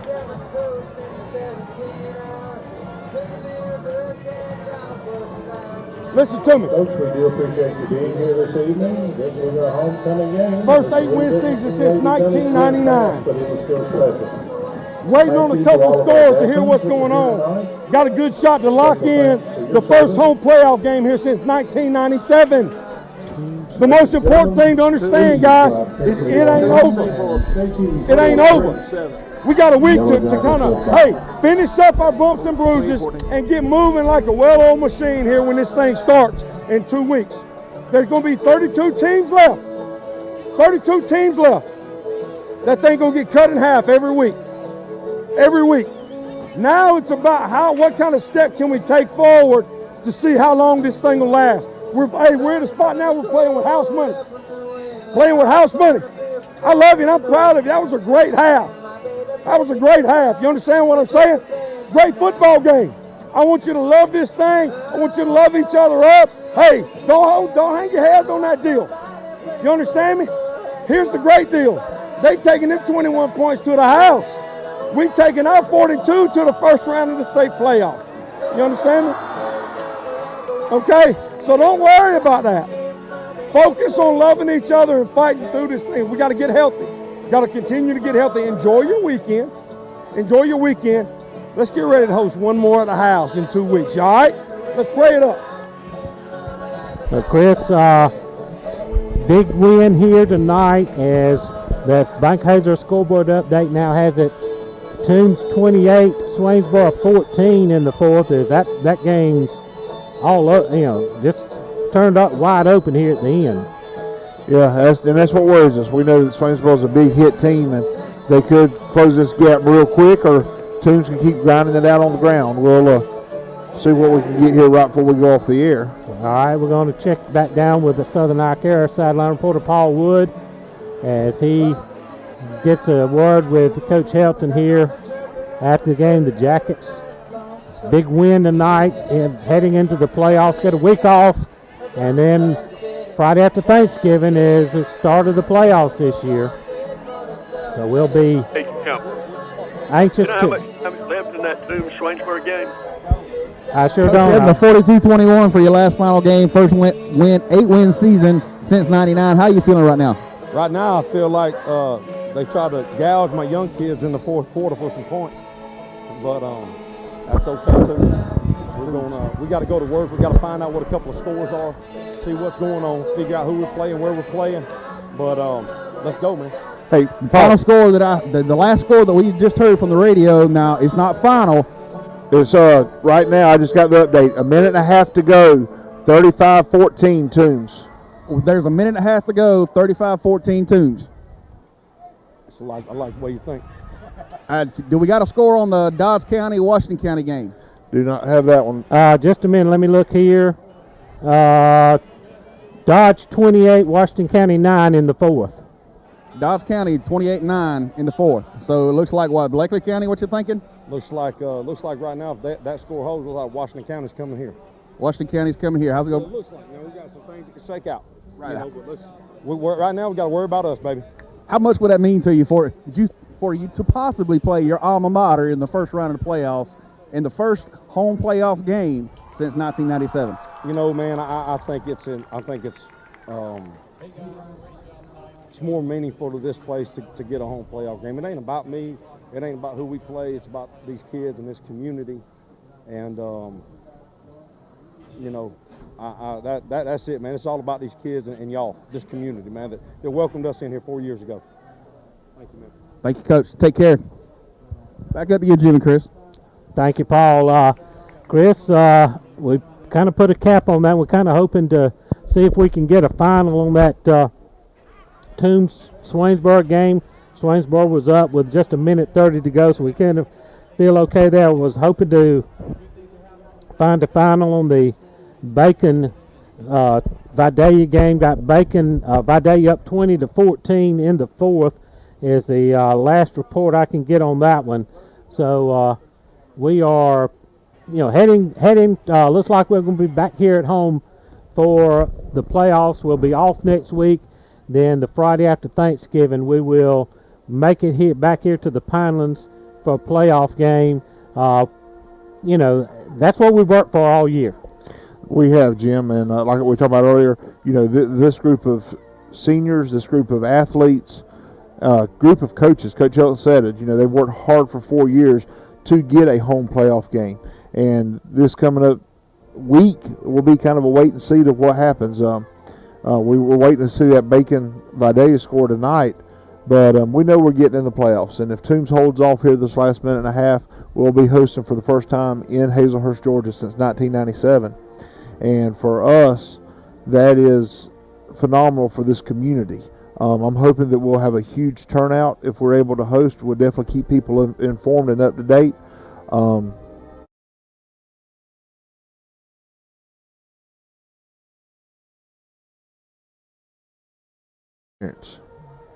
All right, Bacon just recovered a Swainsboro fumble. Hold on now, you just named off 3 games. I tell you what, I was looking for a Toombs score. Bacon's got a fumble, so they're still alive, trailing Vidalia 20-14. Same score, 2 minutes left in that one. But Bacon with the ball and a chance to go here, still hoping to try to find a final on this. We figure pretty much at 35-14 with under 2 minutes to go. We're gonna call that one in the column for Toombs, but Vidalia is at 20-14 with Bacon with the ball with about 2 minutes to go. 38 seconds to go at Toombs. 38 seconds to go at Toombs. Yeah, so if Bacon were to pull it out, would that put us the first seed? It depends on Swainsboro. It would depend on next week. If Swainsboro would have beat Vidalia next week and Bacon comes back, then that would put us the 1 seed. So we'll be watching the scoreboard next week if Bacon can make the comeback here. All right, that's going to do it here at the Pinelands on a big winning night. We're wrapping up the regular season with a big 42-21 win over East Lawrence. For our sideline reporter, Paul Wood, and here in the booth, Coach Chris Davis, Ronnie Williams back in the WHJD studios here, our video production crew, Abby Hernandez, Dixon, I went blank, Abby Dixon, Jacob, Lauren Dixon, Jacob Williams. I'm so flustered here winning and thinking about playoffs. Jacob Williams on camera, Mr. Richard Riles producing here tonight. And thanks to everyone. This is Jim Sewell. Good night, everybody.